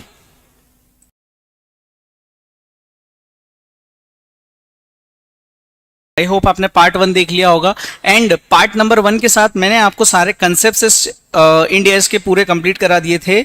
सेकेंड नंबर मतलब जो हमने सेकेंड पार्ट इस इंड AS में सेग्रीगेट करके रखा था दैट वाज 5 स्टेप मॉडल। हमने इससे पहले इसमें पढ़ लिया था कि what is the core principle, point of revenue recognition, applicability of Ind AS, उसके बाद 5 step model. I hope you remember the 5 step model that is identify the contract, identify performance obligation, determine transaction price, allocate the transaction price and recognize the revenue। ठीक है, अब हम आते हैं ये 5 step model जब हमने खत्म किया था तो मैंने आपको बोला था कि अपने क्वेश्चंस कुछ पेंडिंग है, तो आ जाते हैं अपन कुछ क्वेश्चंस पे and that was relating to the 5 step model itself. और उसके बाद अपन आ जाएंगे थर्ड पार्ट पर that is nothing but our special transaction, special issues in this chapter. चलिए, so illustration number 23 of your study material, an entity enters into a contract for sale of product A for rupees 1000. As part of the contract, the entity gives the customer a 40% discount voucher for any future purchases up to ₹1000। भाई 1000 रुपए का cell किया तो सामने वाले customer को entity ने क्या किया, 40% का डिस्काउंट वाउचर दिया है, और वो भी उस वाउचर को कब यूटिलाइज कर सकता है भाई, 1000 रुपए की फ्यूचर में परचेज करने पर, कितने, मिनिमम 1000। लेकिन नेक्स्ट 30 डेज में the entity intends to offer a 10% discount on all the sales during the next 30 days as part of the seasonal promotion. और साथ में एंटिटी का क्या चल रहा है कि 10% discount on all sales during next 30 days. The 10% discount can not be used in addition to the 40% discount. मतलब देखो, एक तो सीजनल बिजनेस की वजह से, सीजनल प्रमोशन की वजह से, सीजन चल रहा होता है ना, तो कुछ एंटिटीज डिस्काउंट दे रही होती है, तो एक नॉर्मल डिस्काउंट जो जनरली एंटिटी दे रही है 10% का, और अलग से जो पिछले महीने इन्होंने डिस्काउंट दिया था 40% का, उससे ऊपर ये 10% डिस्काउंट यूटिलाइज नहीं हो सकता। इनका कहने का मतलब ये है, ठीक है। The entity believes there is 80% likelihood that a customer will redeem the voucher, and on an average a customer will purchase ₹500 of additional products।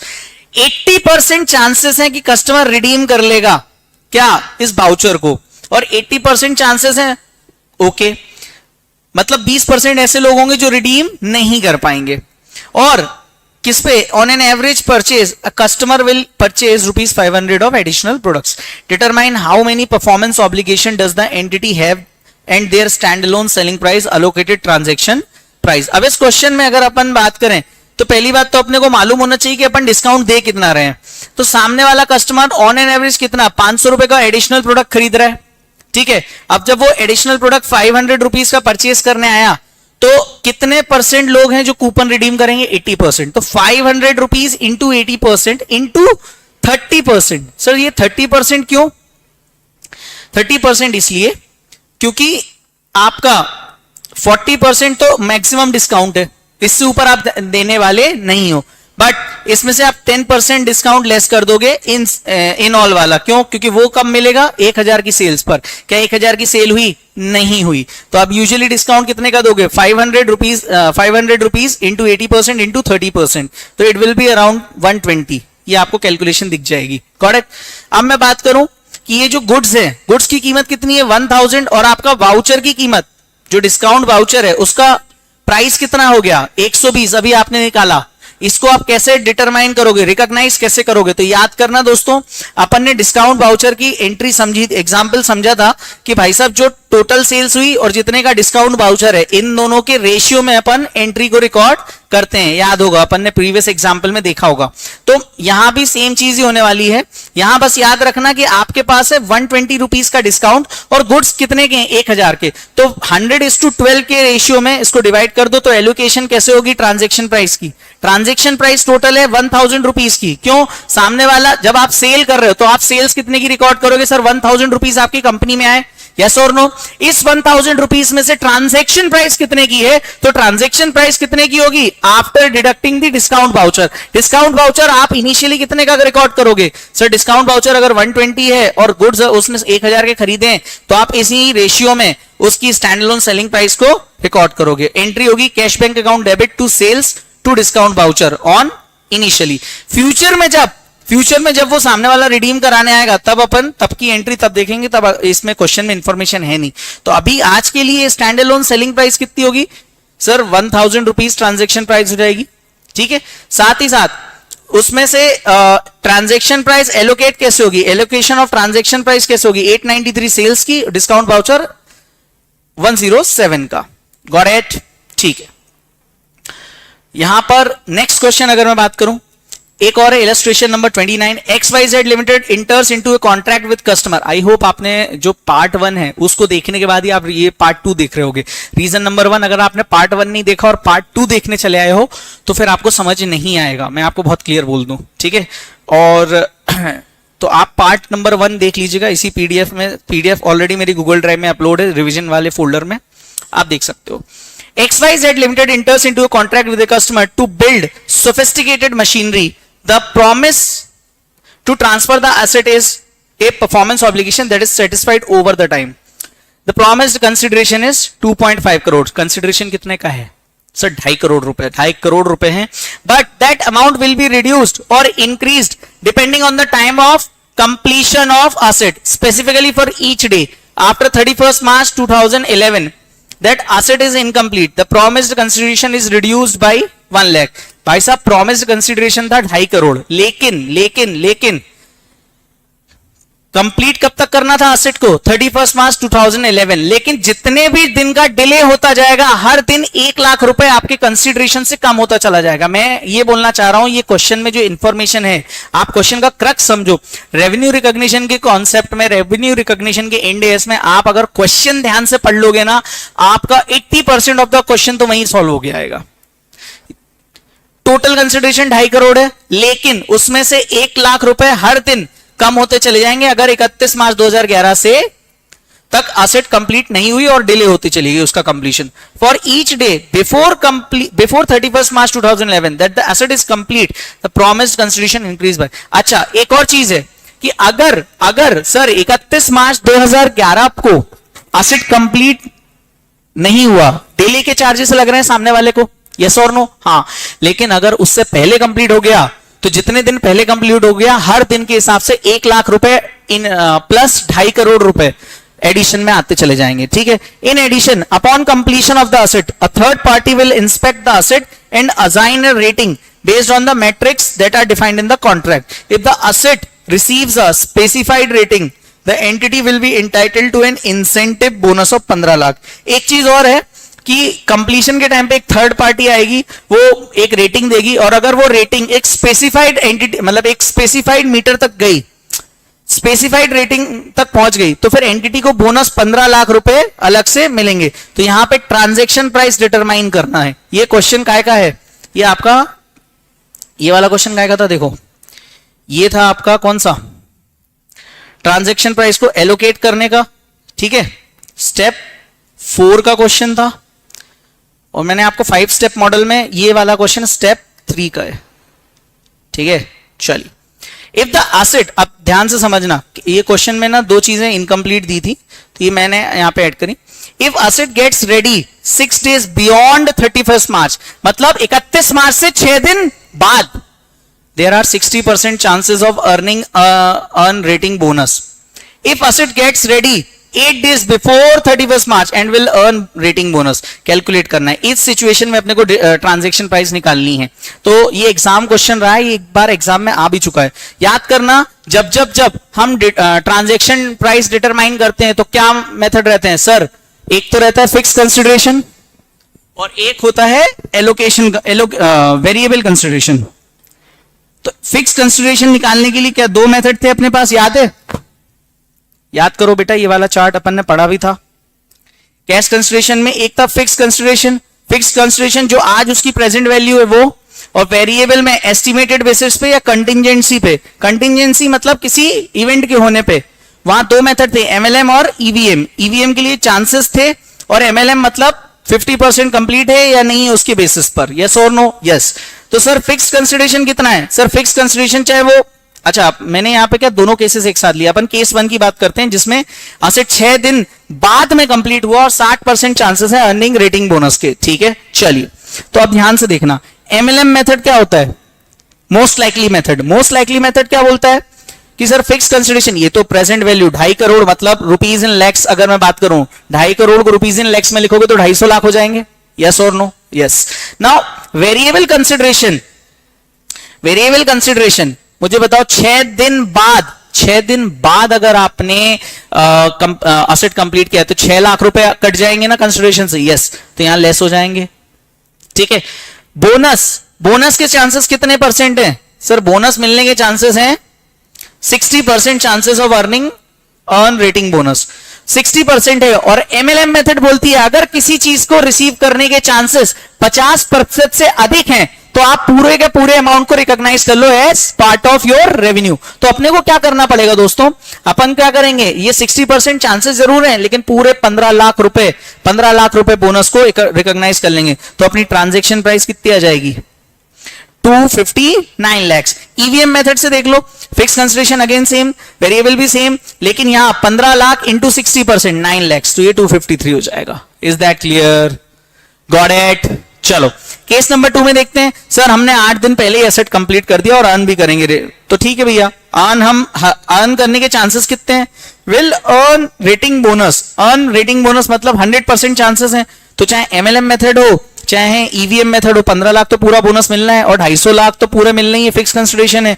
Plus 8 दिन पहले, अगर 8 दिन पहले कंप्लीट कर दिया तो आपको एडिशनल वेरिएबल कंसिडरेशन भी तो मिलेगा 8 लाख का, यस और नो? तो 273 लाख दोनों केसेस में, चाहे एमएलएम मेथड हो या ईवीएम मेथड हो, इससे आ जाएगा। आई होप, देखो मैंने आपको क्या बोला था, अपन मॉड्यूल के क्वेश्चन फटाफट से करेंगे और ये इंडिया बहुत फेवरेट है इंस्टीट्यूट का, ठीक है।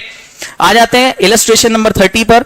AST Limited enters into a contract with a customer to build a manufacturing facility. The entity determines that the contract contains one performance obligation satisfied over time. Satisfied over time. चलिए, तो construction is scheduled to be completed by the end of 36th month of for an agreed price of 25 crore. 25 crore रुपए मिलेंगे अगर आपने क्या किया, 36वें महीने तक क्या कर दिया, कंस्ट्रक्शन कंप्लीट कर दिया। तो फिक्स कंसिडरेशन कितना हो गया, 25 करोड़। अब आगे क्या लिखा है, entity has the opportunity to earn performance bonus for early completion as follows. आपको 25 करोड़ तो मिलनी है, लेकिन आपको बोनस भी मिलेगा, परफॉर्मेंस बोनस मिलेगा अगर आपने जितनी जल्दी 36 महीने मतलब कितने साल हो गए, 3 साल। आप 3 साल में खत्म करते हो तो आपको 25 करोड़ मिलनी है, लेकिन जितना जल्दी खत्म करोगे उतना एडिशनल आपको बोनस मिलेगा। क्या कंडीशन है बोनस की, 15% bonus of the contract price if completed by 30th month.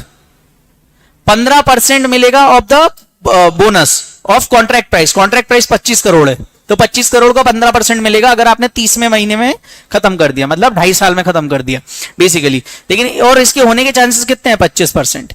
10% bonus if completed by 32nd month, 40% chances है इसके होने के। 5% bonus if completed by 34th month, मतलब 2 महीने पहले भी खत्म कर दिया तो 5% बोनस मिलेगा और इसके होने के चांसेस है 15%। In addition to the potential performance bonus for early completion, AST limited is entitled to a quality bonus of 2 crore. अच्छा, 25 करोड़ तो फिक्स कंसिडरेशन मिलना है आपको कंस्ट्रक्शन के बाद, साथ ही साथ एक परफॉर्मेंस बोनस मिलने वाला है, उसकी 3 कंडीशन है, साथ ही साथ आपको 2 करोड़ और मिलेंगे क्वालिटी बोनस अर्न करोगे अगर आप। If a healthy and safety inspector resigns the facility of a gold star rating as defined by the agency in terms of the contract, AST limited concludes that it is a 60% likely that it will receive the quality bonus.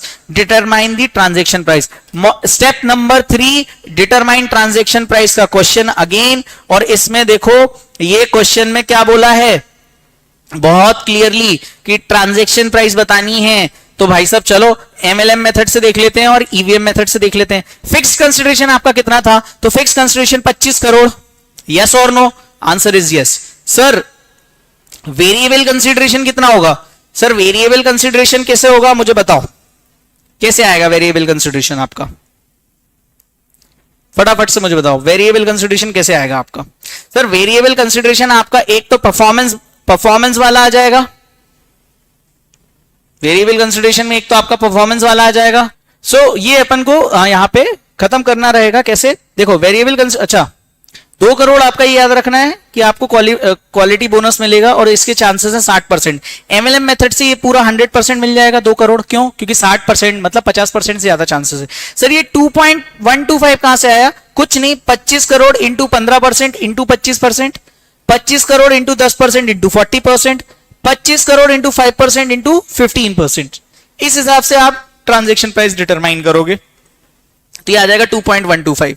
अब आप EVM method लगाओगे तो बस यहां पे 2 crore into 60%, 1.2 crore आ जाएगा, that's it. तो यहां पे ईवीएम मेथड से रेवेन्यू कितना, ट्रांजैक्शन प्राइस कितनी आएगी, 28.325 और इधर 29.125। ये क्वेश्चन देखो, इसके बाद आते हैं इलस्ट्रेशन नंबर 32, भयंकर बड़ा क्वेश्चन। ये क्वेश्चन जब आया था 2-4 लोग तो सुसाइड करने बैठ गए होंगे अगर ये क्वेश्चन छोड़ के गए होंगे, बट मॉड्यूल का क्वेश्चन है, वर्ड टू वर्ड भी सेम था ये अटेम्प्ट में। Illustration number 32, measurement of variable consideration. छोड़ो अपन तो ये हेडिंग तो छोड़ो, ये हेडिंग तो क्या है अपने को भ्रमित कर देती है, अपन को तो क्वेश्चन पढ़ना है। एक एंटिटी है जिसके पास फिक्स्ड फी कॉन्ट्रैक्ट है 1 मिलियन। 1 मिलियन कितना होता है सर, 10 लाख रुपए, ठीक है। To develop a product that meets the specified performance criteria, estimated cost to complete the contract is 9,50,000। Okay, 1 million मिलेंगे आपको मतलब 10 लाख और 9,50,000 आपको क्या होगा, कॉस्ट टू कंप्लीट है, एस्टिमेटेड कॉस्ट है। the entity will transfer control of the product over 5 years. The entity uses cost input method. Cost to cost input method कौन सा था बेटा, याद है अपन ने ये यहां पे पढ़ा था. Input method cost to cost, actual cost incurred upon total cost estimated. इसके बेसिस पे अपन डिग्री ऑफ कंप्लीशन परसेंटेज निकालते हैं. यस और नो? हाँ, आ जाते हैं और आगे. ठीक है, अब इसमें क्या दिया है, an incentive award is available if the product meets the following weight criteria. 951 और उससे ग्रेटर है केजी में, तो 701 और 950, 700 और लेस, कितने चांसेस है अवार्ड परसेंटेज? 951 या उससे ज्यादा बड़ा है तो 0%, उससे छोटा तो 10%, और 700 से भी छोटा तो 25%. इंसेंटिव फीस 1 लाख और 2.5 लाख. ठीक है. Entity has extensive experience creating products that meets the specific performance criteria. Based on its experience, the entity has identified 5 engineering alternatives that will achieve 10% incentive and 2 that will achieve 25% incentive. 5 engineering alternatives हैं से जो 10% incentive achieve कर लेंगे. Experience के basis पे entity ऐसा estimate कर रही है. क्वेश्चन ये मैं अपन ने पढ़ा जो. और 2 ऐसे ऑप्शन है जिसमें 25% भी एंटिटी अचीव कर सकती है. इन this case the entity determined that it has 95% confidence. कितने परसेंट कॉन्फिडेंस है बेटा? 95% कॉन्फिडेंस है कि भैया ये 10% इंसेंटिव और 20% कॉन्फिडेंस क्या है कि 25% वाला इंसेंटिव ये अचीव करेंगे. ठीक है. Based on this analysis entity believes 10% to be the most likely amount when estimating the transaction price. Therefore, entity includes only 10% award in the transaction price when calculating revenue, because the entity has concluded it is probable that significant reversal in the amount of cumulative revenue recognized will not occur when the uncertainty associated with the variable consideration is subsequently resolved due to its 95% confidence in achieving 10% award. ठीक है. ये तो फालतू की लाइनें लिखी हैं, काम की बात सिर्फ यहीं तक थी यहाँ पे. ठीक है, बस वो यहाँ पे जस्टिफिकेशन दे रहा है कि उन्होंने 10% ही क्यों एस्टिमेट करके रखा है एस्टिमेटिंग करते टाइम ट्रांजैक्शन प्राइस में. The entity reassesses its production status quarterly to determine whether it is on the track to meet the criteria. At the end of the year 4, it becomes apparent this contract will fully achieve the weight based criteria given. Therefore, the entity revises its estimate of variable consideration to include entire 25%. 5 साल का contract था. इन्होंने क्या किया, शुरुआत में इनको लग रहा था 80% या 95% ऐसा लग रहा था कि ये अचीव कर लेंगे. क्या कर लेंगे अचीव? 10% इंसेंटिव, और 20% ऐसा कॉन्फिडेंस था कि ये 25% कर लेंगे. पानी दे देना. ठीक है. इसके बाद 4th ईयर के एंड में इनको क्या मालूम पड़ता है कि भाई साहब ये तो पूरा 25% ही अचीव कर लेंगे, तो इन्होंने चेंज कर दिया estimate. The entity revise is estimate of variable consideration to include 25% incentive fee in the year 4 because at this point it is probable that a significant reversal in the amount of cumulative revenue recognized will not occur. अच्छा, simple सी बात है. अब इस time पे इनको confirm था, तो इनको मालूम है कि जो रेवेन्यू ये रिकॉग्नाइज करेंगे उसको इन्हें रिवर्स करना नहीं पड़ेगा. Evaluate the impact of changes in variable consideration when cost incurred is as follows. हर साल 1 2 3 4 5 इतनी कॉस्ट इनकर हुई है. उसको दे दे. और अपने को क्या क्वेश्चन बोल रहा है, इवैल्यूएट करो impact of changes in variable consideration. 14 number का क्वेश्चन आया था ये. ठीक है. अब क्या होता है, फाइनल में सबसे बड़ी गलती हम करते हैं, क्वेश्चन जल्दबाजी में इतना पढ़ते हैं ना कि हम मेन इंफॉर्मेशन ही मिस कर जाते हैं. क्वेश्चन को 115 का क्वेश्चन है, बहुत आराम से देखो, टाइम लेके पढ़ो. रीजन बीइंग, अगर आप इसमें आराम से थोड़ा सा कोई भी इंफॉर्मेशन मिस कर दी तो फिर आपके लिए प्रॉब्लमेटिक हो जाएगा. तो सबसे पहले अपन ने क्या किया, सॉल्यूशन में आते नोट नंबर 1 लिखा, control is transferred over 5 years, therefore revenue will be recognised over 5 years. क्यों? कंट्रोल आप ट्रांसफर 5 साल में करोगे तो सामने वाले के रेवेन्यू भी तो हर साल रिकॉग्नाइज करते जाओगे over the period of time. Progress of contract means degree of completion. यहां जो प्रोग्रेस ऑफ कॉन्ट्रैक्ट दिया था ना क्वेश्चन में, it is nothing but degree of completion method. Degree of completion आपने बचपन में अकाउंटिंग स्टैंडर्ड्स में भी पढ़ा है, अब मैंने आपको रिवाइज भी कराया था. और cost to cost input method है, तो अपने को क्या लगेगा डिग्री ऑफ कंप्लीशन निकालने के लिए, actual cost incurred upon total estimated cost into 100. Chances of getting ₹1 lakh as incentive is 95% based on MLM in year 1, 2, 3 and 2.5 lakhs as incentive is 20% in year 4 and 5. मुझे एक बात बताओ, initially इनका क्या confidence था? क्या कॉन्फिडेंस था? 95% ये कॉन्फिडेंट थे ना कि ये 10% अवार्ड अचीव कर लेंगे. ये देखो 10% to be the most likely amount while estimating it. Yes और नो? और ईयर 4 के एंड पे मतलब 4th ईयर में इनको मालूम चल गया, तो ये 4th ईयर में एडजस्टमेंट किया ना इन्होंने, तो फर्स्ट 3 इयर्स तो इन्होंने क्या किया होगा? 95% कॉन्फिडेंस थे कि भैया मेरे को 1 लाख रुपए ही कंसिडरेशन मिलेगा. 1 लाख रुपए मतलब 10% ही इंसेंटिव मिलेगा. 10% इंसेंटिव मिलना मतलब 1 लाख रुपए इंसेंटिव फीस मिलेगी. लेकिन 25% ईयर 4 और 5 में हो गया तो मतलब 2.5 लाख रुपए मिलेगी. तो 4 और 5 में 2.5 लाख यूज करोगे आप. ठीक है. Note number 4, statement showing details of cost. Cost कितनी? टोटल एस्टिमेटेड कॉस्ट कितनी थी भाई साहब आपकी? पहले साल 9,50,000 था. ये तो पूरे throughout the 5 year same ही रहेगी ना. और एक्चुअल कॉस्ट कितनी लगी? एस्टिमेटेड तो आपने 9,50,000 रखी हुई है. कहां लिखा है सर? ये तो यही तो समस्या होती है. ये सेकंड लाइन पे लिखी हुई है लाइन. 9,50,000 तो आपकी एस्टिमेटेड कॉस्ट है, लेकिन एक्चुअल कॉस्ट कितनी हो रही है हर साल? ये आपको लास्ट में दी हुई है 50,000, 1,75,000, ये 4 लाख. तो आप इससे क्या निकाल लोगे? Degree of completion. तो ये डिग्री ऑफ कंप्लीशन निकालने के लिए क्या चाहिए था? Actual cost incurred upon total estimated cost. तो बी अपॉन ए कर दिया आपने, तो आपको मालूम चल जाएगा. यस और नो? डिग्री ऑफ कंप्लीशन कैसे है? B upon A. Got it? 9,50,000 divide by 50,000 divide by 9,50,000 into 100, 5.26%. हर साल का कंप्लीशन, डिग्री ऑफ कंप्लीशन निकाल लिया आपने. नाउ वेरिएबल कंसिडरेशन हर साल कितना होगा? तो आप मुझे एक बात बताओ, वेरिएबल कंसिडरेशन देखो, फिक्स कंसिडरेशन तो आपको क्या था? जो रेवेन्यू मिलने वाला है 1 मिलियन, लेकिन आपका वेरिएबल कितना आएगा? सर वेरिएबल तो अपने को डिपेंड करेगा डिग्री ऑफ कंप्लीशन पे. यस और नो? हाँ, क्योंकि मोर देन 1 ईयर का कॉन्ट्रैक्ट है. हमने निकाला था 5.26% है, और पहले 3 साल 1 लाख रुपए मिलना हर साल इंसेंटिव फीस के नाम पे. तो अपन क्या करेंगे? 1 lakh into degree of completion of year 1, 1 lakh into degree of completion of year 2, 1 lakh into degree of completion of year 3. कुछ नहीं, बस अपन ने क्या किया? सिंपली 1 लाख रुपए को डिग्री ऑफ कंप्लीशन के बेसिस पे दे दिया. और ईयर 4 और 5 में आप इसको दोगे. ईयर 4 और 5 में क्या? ईयर 4 और 5 में कैसे लाए? 72368 कैसे आया बेटा?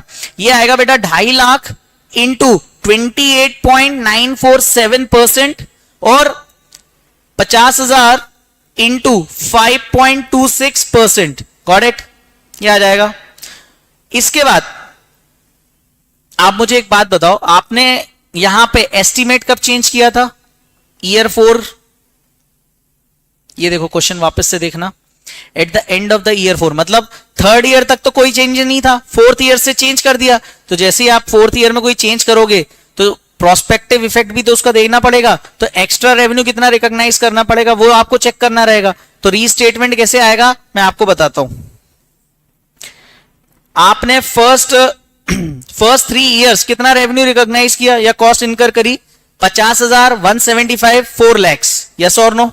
इतनी कॉस्ट आपकी लग गई. ये 3 डिवाइड बाई 9,50,000 इंटू 2,50,000 करोगे तो आपका ये आ गया. और एक्चुअल में आपने डिग्री ऑफ कंप्लीशन के हिसाब से इतना ही रिकॉग्नाइज किया है. तो ये जो एक्स्ट्रा रेवेन्यू है इसको भी तो आपको रिकॉग्नाइज करना पड़ेगा. अरे भाई साहब सिंपल सी बात है. आप अकाउंटिंग डे 1 पे आपको कितना मालूम था कि आप कितना इंसेंटिव अर्न करोगे? हर साल 1 लाख रुपए, मतलब 5 साल के अंत में आपको 5 लाख मिलने वाले थे. यस और नो? बट 4th ईयर खत्म होने से पहले मतलब 4th ईयर में आपको मालूम पड़ा कि इस साल तो मैं 2.5 लाख कमा सकता हूं और अगले साल भी 2.5 लाख कमा सकता हूं. मतलब फर्स्ट 2-3 इयर्स में तो 1-1 लाख मिले मुझे, लेकिन 4th और 5th के मिला के मुझे टोटल 8 लाख रुपए कमाने को आ जाएगा. मतलब एक्स्ट्रा आप 3 लाख कमाओगे. ये जो 3 लाख कमाओगे तो 4th ईयर में जो चेंज करा ये एक्स्ट्रा रेवेन्यू भी तो आपको रिकॉग्नाइज करना पड़ेगा. और ये एक्स्ट्रा रेवेन्यू किस बेसिस पे लाओगे? कुछ नहीं, जितना आपका खर्चा हुआ, कॉस्ट इनकर हुई वो, और उसके अकॉर्डिंग इंसेंटिव फीस कितनी थी वो, डिवाइडेड बाय जो आपने एस्टिमेट करके रखी थी वो. तो आपको एक्स्ट्रा 98,685, ये 98,685 आप रिकॉग्नाइज कर दिया. तो टोटल रेवेन्यू रिकॉग्नाइज इतना होगा. Got it? Fixed consideration degree of completion into 10 lakhs, 10 lakh अपने को मिलने वाले थे। 10 लाख कब मिलने वाले थे? 5 साल में। हर साल अपना डिग्री ऑफ कंप्लीशन गिवन है, उस डिग्री ऑफ कंप्लीशन के बेसिस पे अपन फिक्स कंसिडरेशन निकाल लेंगे और स्टेटमेंट ऑफ प्रॉफिट निकाल लेंगे फिर अपन। और अपने को निकालने को क्या बोला था भाई ने? अपने को निकालना था impact of changes in variable consideration. Impact of changes in variable consideration is this. Restatement of variable consideration in year 3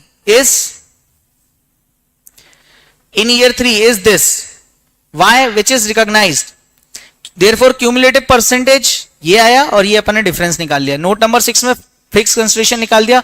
आ जाते हैं प्रॉफिट में, fix consideration plus variable consideration less actual cost, तो आ जाएगा आपका प्रॉफिट और लॉस। ये आ गया आपका इंपैक्ट आ गया आपका due to change in variable consideration in the contract, और हर साल का अपन ने निकाल दिया।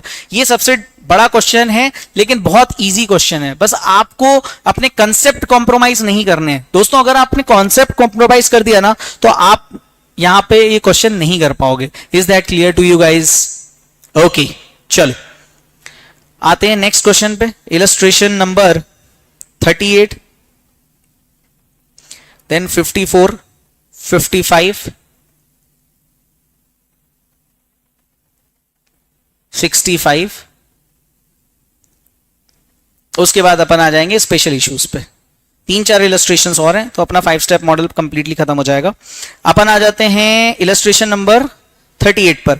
NKT limited sells a product to a customer 1,21,000 का, that is payable after 24 months after delivery. The customer obtains control of the product at contract inception, मतलब जिस साल कॉन्ट्रैक्ट इंटर हुआ बिगिनिंग में ही कॉन्ट्रैक्ट के आपको आपके कस्टमर को कंट्रोल ट्रांसफर हो जाएगा। Contract permits customer to return the product within 90 days। The contract is new, entity has no relevant historical evidence of the product returns or other available market evidences. The selling price of the product is 1 lakh, which represents the amount that the customer would pay upon delivery for the same product sold, otherwise identical as a contract inception. The entity's cost of product is 80,000 and the contract includes implicit interest rate of 10%. That is interest rate that over 24 months discounts the promised consideration of 1,21,000. Simple सी बात है, 1 लाख की जगह अगर आप 2 साल बाद promise consideration पे करोगे तो वो 1,21,000 हो जाएगा to the cash selling price of 1 lakh. Analyze the above transaction with respect to its financing component. कुछ नहीं, इसमें फाइनेंसिंग कंपोनेंट आ जाएगा। तो पहले साल ईयर 0 जिस साल सेल हुई, फाइनेंशियल एसेट आपकी बुक्स में आ जाएगा। क्यों? क्या अभी आपने कंट्रोल तो ट्रांसफर कर दिया, क्या रेवेन्यू रिकॉग्नाइज हुआ? Answer is no. Financial asset account debit to sales, financial asset account debit to interest. पहले साल का इंटरेस्ट कितना आएगा? 10% से 10,000 रुपए। दूसरे साल के ईयर एंड पे पेमेंट होगा, तो जब पेमेंट होगा तब फाइनेंशियल एसेट आपकी बुक से हट जाएगा, डेटर्स हट जाएंगे, ट्रेड रिसीवेबल हट जाएंगे। Trade receivable is nothing but, हमने फाइनेंशियल इंस्ट्रूमेंट में पढ़ा था, it is a financial asset. Yes और नो? हाँ। ईयर 2 का इंटरेस्ट, अब देखो अमाउंट कितना था 0 पर 1 लाख, ईयर एंड पर हो गया 1,10,000। अब ये 1,10,000 पे आपका 10% लगाओ तो 11,000 रुपए और इंटरेस्ट लगा, तो अब आपकी लाइबिलिटी कितनी होगी फाइनेंशियल एसेट पे? 1,21,000। 1 लाख तो एसेट प्लस 10,000 ईयर 1 का और 11,000 ईयर 2 का इंटरेस्ट, और फिर आप कैश बैंक से पेमेंट कर रहे हो। That's it. बस इस तरह से इसकी अकाउंटिंग होगी। एनालाइज करना था above transaction with respect to financial component, तो ये फाइनेंसिंग कंपोनेंट पीओरएल में जाएगा इंटरेस्ट के। Is that clear? बस खटाखट से देखो अपने क्वेश्चंस खत्म हो गए। अब अपन आते हैं इलस्ट्रेशन 54। ये भी एग्जाम में आया हुआ है दोस्तों। Entity enters into a contract with a customer to sell product A, B and C in exchange for 10,000. The entity will satisfy the performance obligation for each of the products at different point in time. ठीक है, different point in time का मतलब अलग अलग समय पे। ठीक है। The entity regularly sells product A separately or therefore standalone selling price is directly observable. The product standalone selling prices of B and C are not directly observable. क्यों? क्योंकि वो अलग से नहीं सेपरेटली उसको सेल नहीं करता है। भाई सिंपल सी बात है, आप किसी प्रोडक्ट को जनरली अलग से सोल्ड करते हो तो उसकी सेलिंग प्राइस अलग से दिखेगी। Up, because the standalone selling price of product B and C are not directly observable, the entity must estimate them. To estimate the standalone selling prices, the entity uses adjusted market assessment approach for product B and expected cost plus a margin approach for product C. Adjusted market approach for product B and expected cost plus margin approach for product C. याद करो मैंने आपको video number 1 में बोला भी था एक जगह पे कि अपन इसको एलोकेशन वाले टाइम पे, हाँ ये देखो एलोकेशन वाले टाइम पर, ये एलोकेशन टाइम पे मैंने आपको बोला था ना 3 तरीके से आप ट्रांजैक्शन प्राइस को स्टैंड ट्रांजैक्शन प्राइस की जो है टोटल उसमें stand alone prices of the product निकाल सकते हो। यस और नो? यस। चलो क्या दिया है? In making those estimates the entity maximizes the use of observable inputs. The entity estimates the standalone selling prices. Product ए की दी है 5000, बी की दी है 2500, सी की दी है 7500, टोटल है 15000। डायरेक्टली ऑब्जर्वेबल ये है मार्केट असेसमेंट अप्रोच, और ये एक्सपेक्टेड है कि एक्सपेक्टेड कॉस्ट प्लस मार्जिन, मतलब जितनी कॉस्ट लगी प्लस उसमें थोड़ा सा मार्जिन ऐड किया तो ये आ गई। और ये क्या है? मार्केट में सिमिलर टाइप ऑफ प्रोडक्ट की कितनी कीमत है। Got it? अच्छा मुझे एक बात बताओ, क्या यहां पर क्या दिया हुआ है? टोटल कंसिडरेशन दिया हुआ है 10,000 आपको मिलने वाले हैं, तो आप ए बी मतलब ट्रांजैक्शन प्राइस तो दी है। ये स्टेप 4 का क्वेश्चन है, ठीक है? स्टेप 4 अलोकेशन, यस और नो? ए बी और सी में कैसे 10,000 को बांटोगे, बस ये वो उन्होंने पूछा। Determine the transaction price allocated to each product. Stand alone selling price, fixed consideration of transaction price in ratio of their standalone selling price 10,000 is 2:1:3। बांट दो, बस ये पूछा था उसने, खत्म।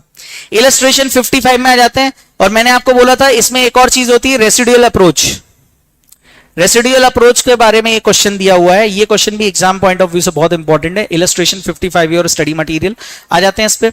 एंटिटी, और ये लास्ट क्वेश्चन आई गेस आपका, नहीं सेकंड लास्ट क्वेश्चन है आपके उसका मॉड्यूल में, सेकंड पार्ट का सेकंड लास्ट क्वेश्चन है ये जो अपने को डिस्कस करना है। Entity enters into a contract with a customer, ये वाला तो हो गया। ये वाला entity regularly sells products XYZ individually, thereby by establishing the standalone selling prices. Standalone selling price XYZ 50,000, 25,000, 45,000, total क्या हो गया? 1,20,000। In addition, the entity regularly sells product Y and Z together. Usually product Y और Z together साथ में बेचे जाते हैं कितने रुपए में? 50,000 में। ओके, इसका मतलब जो X प्रोडक्ट है वो क्या है? वो अलग से बेचा जाता होगा, yes or no? Allocating a discount to one or more of the performance obligation, the entity enters into contract with the customer to sell products X, Y, and Z in exchange for 1 lakh rupees. The entity will satisfy the performance obligation for each of the products at different points in time, or product Y or Z at the same point of time. Determine the allocation transaction price to product Y and Z. Case number A के हिसाब से product Y and Z की allocation price बताओ, अगर ये तीनों इनने 1 लाख में बेच दिए। केस नंबर बी बोलता है residual approach is appropriate. Residual approach क्या होगी वो अपन देखते हैं, और उसमें क्या बोला जा रहा है केस बी में? The entity enters into a contract with a customer to sell product X Y and Z at described in case A, मतलब 1 लाख रुपए में ही। The contract also includes a promise to transfer product alpha. Total consideration in the contract is 1,30,000। Total contract में consideration कितना हो गया? 1,30,000 में आप एक्स वाई और जेड तो बेच ही रहे थे, साथ ही साथ अल्फा नाम का एक प्रोडक्ट भी आप साथ में बेच रहे हो। The stand alone selling price of the product alpha is highly variable because the entity sells product alpha to different customers for a broad range of amounts from 15,000 से 45,000। Determine the stand alone selling price of the products X Y Z and alpha using the residual approach. ठीक है, आ जाते हैं पहले case number 1 पे। यहां पे आपके फिक्स कंसिडरेशन कितना देने वाले हो आप? ₹1 लाख आपको देना है, यस और नो? तो आप क्या कर रहे हो? वाई और जेड को साथ में बेचते हो, कितने पे बेचते हो? 50,000 पे। टोटल आपको कितना मिल रहा है? 1 लाख। तो प्रोडक्ट एक्स का स्टैंड अलोन सेलिंग प्राइस कितना है? 50, हाँ। वाई का 25, 45, ठीक है। Stand alone selling prices of Y and Z 50,000, ये तो जीरो रहेगा, कुछ भी नहीं। अब आपको फिक्स कंसिडरेशन कितना मिला? 1 लाख रुपए। तो इसमें प्रोडक्ट एक्स का कितना होगा? उसकी स्टैंड अलोन सेलिंग प्राइस पे ही आएगा भाई साहब। क्यों? वो जनरली अकेला ही बिकता है, और वो कितने में बिकता है? 50,000 रुपए में। और वाई और जेड कुछ नहीं, उनकी स्टैंड अलोन सेलिंग प्राइस के रेशियो में बटेगा। तो sir stand alone selling price कितनी होगी उसकी? 50,000। तो 50,000 को आप 25:45 के रेशियो में बांट दोगे। ओके, मतलब ये जो 50,000 अमाउंट बचा, क्योंकि ये 50,000 तो एक्स को डिनोट हो जाएगा ट्रांजैक्शन प्राइस में से, अब बचे कितने? 50,000। उन 50,000 को कहां पे क्या करना है? वाई और जेड में एलोकेट करना है। किस रेशियो में? 25 और 45 में, बस वही करना है। 17,857 और 32,143। Note, if product y and z is not at same point of time, then division of rupees 50,000 is not required. अगर वो एक साथ नहीं बिकते तो फिर डिवीजन भी रिक्वायर्ड नहीं होता। Is that clear to you guys? Yes or no? Okay. थोड़ा सा 1 मिनट पानी पी लेते हैं, ब्रेक लेते हैं और उसके बाद वापस कंटिन्यू करते हैं। आते हैं केस नंबर बी में, रेसिडुअल अप्रोच। रेसिडुअल अप्रोच है तो ये याद रखना, आपका जो प्रोडक्ट अल्फा है और यहां पे आपकी स्टैंडर्ड लोन सेलिंग प्राइस 50,000 है, एक्स की और वाई और जेड की भी 50,000 है, अल्फा की अवेलेबल ही नहीं है, लेकिन टोटल आपको कितना मिला? 1,30,000। अब 1,30,000 में मेरे भाई लोग हो, ये समझो रेसिडुअल अप्रोच बोलती है, रेसिडुअल अप्रोच आपको ये बोलती है कि भाई साहब जितना आपके पास बचा है, ये देखो ट्रांजैक्शन प्राइस कितने की है? 1,30,000 की। Consequently the application of residual approach will result in standalone selling price of 5,000 for product A alpha। 1 minute, ये तो लास्ट वाला आ गया, लास्ट वाला नहीं, अपने को सेकंड वाला देखना, सॉरी। सेकंड वाले में देखो 1,30,000 अपना है टोटल कंसिडरेशन। अब इसमें से ऑलरेडी 50 किसको जा रहा है? एक्स को, क्योंकि एक्स जनरली 50,000 में अकेला बिकता है, वाई और जेड साथ में बिकते हैं और वो कितने में बिकते हैं? 50,000 में। तो अल्फा जो कि रेंज क्या है उसकी? 15 से 45। तो जितना बैलेंसिंग फिगर है 1,30,000 में से 50 हटा दो इसके और 50 हटा दो इसके, तो बचा कितना सर? 30,000 बचा अपना। ये 30,000 किसकी हो जाएगी? अल्फा की हो जाएगी। और क्या है ये अल्फा 15 से 45,000 की रेंज में बिक रहा है? हाँ, और इसकी प्राइस हाईली वेरिएबल है, तो इसकी स्टैंड अलोन अवेलेबल नहीं थी। इसका मतलब रेसिडुअल अप्रोच मतलब ये जिस प्रोडक्ट की stand alone selling price available नहीं है तो वो बैलेंसिंग फिगर के नाम पे बिकेगा, बस और कुछ नहीं है ना, सिंपली। अगर रेगुलर बैच में होते तो मैं और इसको एक्सप्लेन करता, but exam point of view से इतना काफी है। ठीक है, आते हैं केस नंबर सी। क्वेश्चन में केस नंबर सी क्या दिया है? Inappropriate residual approach, the same facts in case B apply to case C except the transaction price is 1,05,000 instead of 1,30,000। Transaction price ही 1,05,000 है, जिसमें से 50,000 तो X को चला जाएगा और 50,000 Y और Z को, तो 5,000 जो बचा वो है बैलेंसिंग फिगर। लेकिन मुझे एक बात बताओ दोस्तों, क्या यहां पर एंटिटी 15 से 45,000 के बीच में जो अल्फा को बेच पा रही थी वो बेच पाएगी क्या? नो। तो यहां रेसिडुअल अप्रोच इनअप्रोप्रिएट हो जाएगी। स्टिल हमें क्या करना पड़ेगा? हमारे पास कुछ और ऑप्शन नहीं है, तो हम प्रोडक्ट अल्फा की क्या सेलिंग प्राइस रखेंगे? 5,000 रुपए। The entity concludes that ₹5,000 will not faithfully depict the amount of consideration to which entity expects. Entity के एक्सपेक्टेशन के हिसाब से नहीं है, because 5,000 does not approximate the stand alone selling price of the product alpha which ranges from 15 से 45,000। ठीक है, तो ये देखो, ये 1,05,000, 5,000 एक्स को, YZ को 50,000 और 50,000 X को और 5,000 अल्फा को। Got it? The entity cannot recognize the consideration of 5,000 for product alpha based on residual approach which ranges from 15 to 45,000. However, entity should review its observable inputs data to assess the standalone selling price by using another method, and hence entity can allocate transaction price of this to X, Y, Z and alpha using another method as per 115। आप reassess करो अपनी stand alone selling price को based on your inputs and data observables. Okay, आते हैं last question पर, illustration number 65, uninstall. मतलब basically हम 5 step model खत्म कर देंगे और इसके बाद स्पेशल इश्यूज बचे हैं अपने। स्पेशल इश्यूज में हार्डली अपने को 20 मिनट और लगेगा। आ जाते हैं इलस्ट्रेशन नंबर 65 पे। Illustration number 65, 1st January 2011, entity contracts to renovate a building including installation of a new elevator। Elevator समझते हो? बिल्डिंग बन रही है, उसमें एलिवेटर लगते हैं। क्या होता है वो? सीढ़ियां। हाँ, ऑटोमेटिक सीढ़ियां जो चलती। The entity estimates the following with respect to the contract. Transaction price है कितने हैं? एक दो तीन चार पाँच छः 50 लाख। बेटा क्या है, मैंने ना 1 लाख रुपए से ज्यादा कभी देखे नहीं ना, तो मुझे पता नहीं रहता कितना अमाउंट है, तो इसलिए मेरे को गिनना पड़ता है कितने हैं। क्या अपन ने कोई चीज देखी नहीं तो अपने को पता कैसे चलेगी, सही बात है। हाँ 50 लाख। एक्सपेक्टेड कॉस्ट एलिवेटर की कितनी है 15, अदर कॉस्ट 25, टोटल कॉस्ट अलग से 40 लग गई, तो टोटल 50 का ट्रांजेक्शन प्राइस है, 40 के एक्सपेंसेस।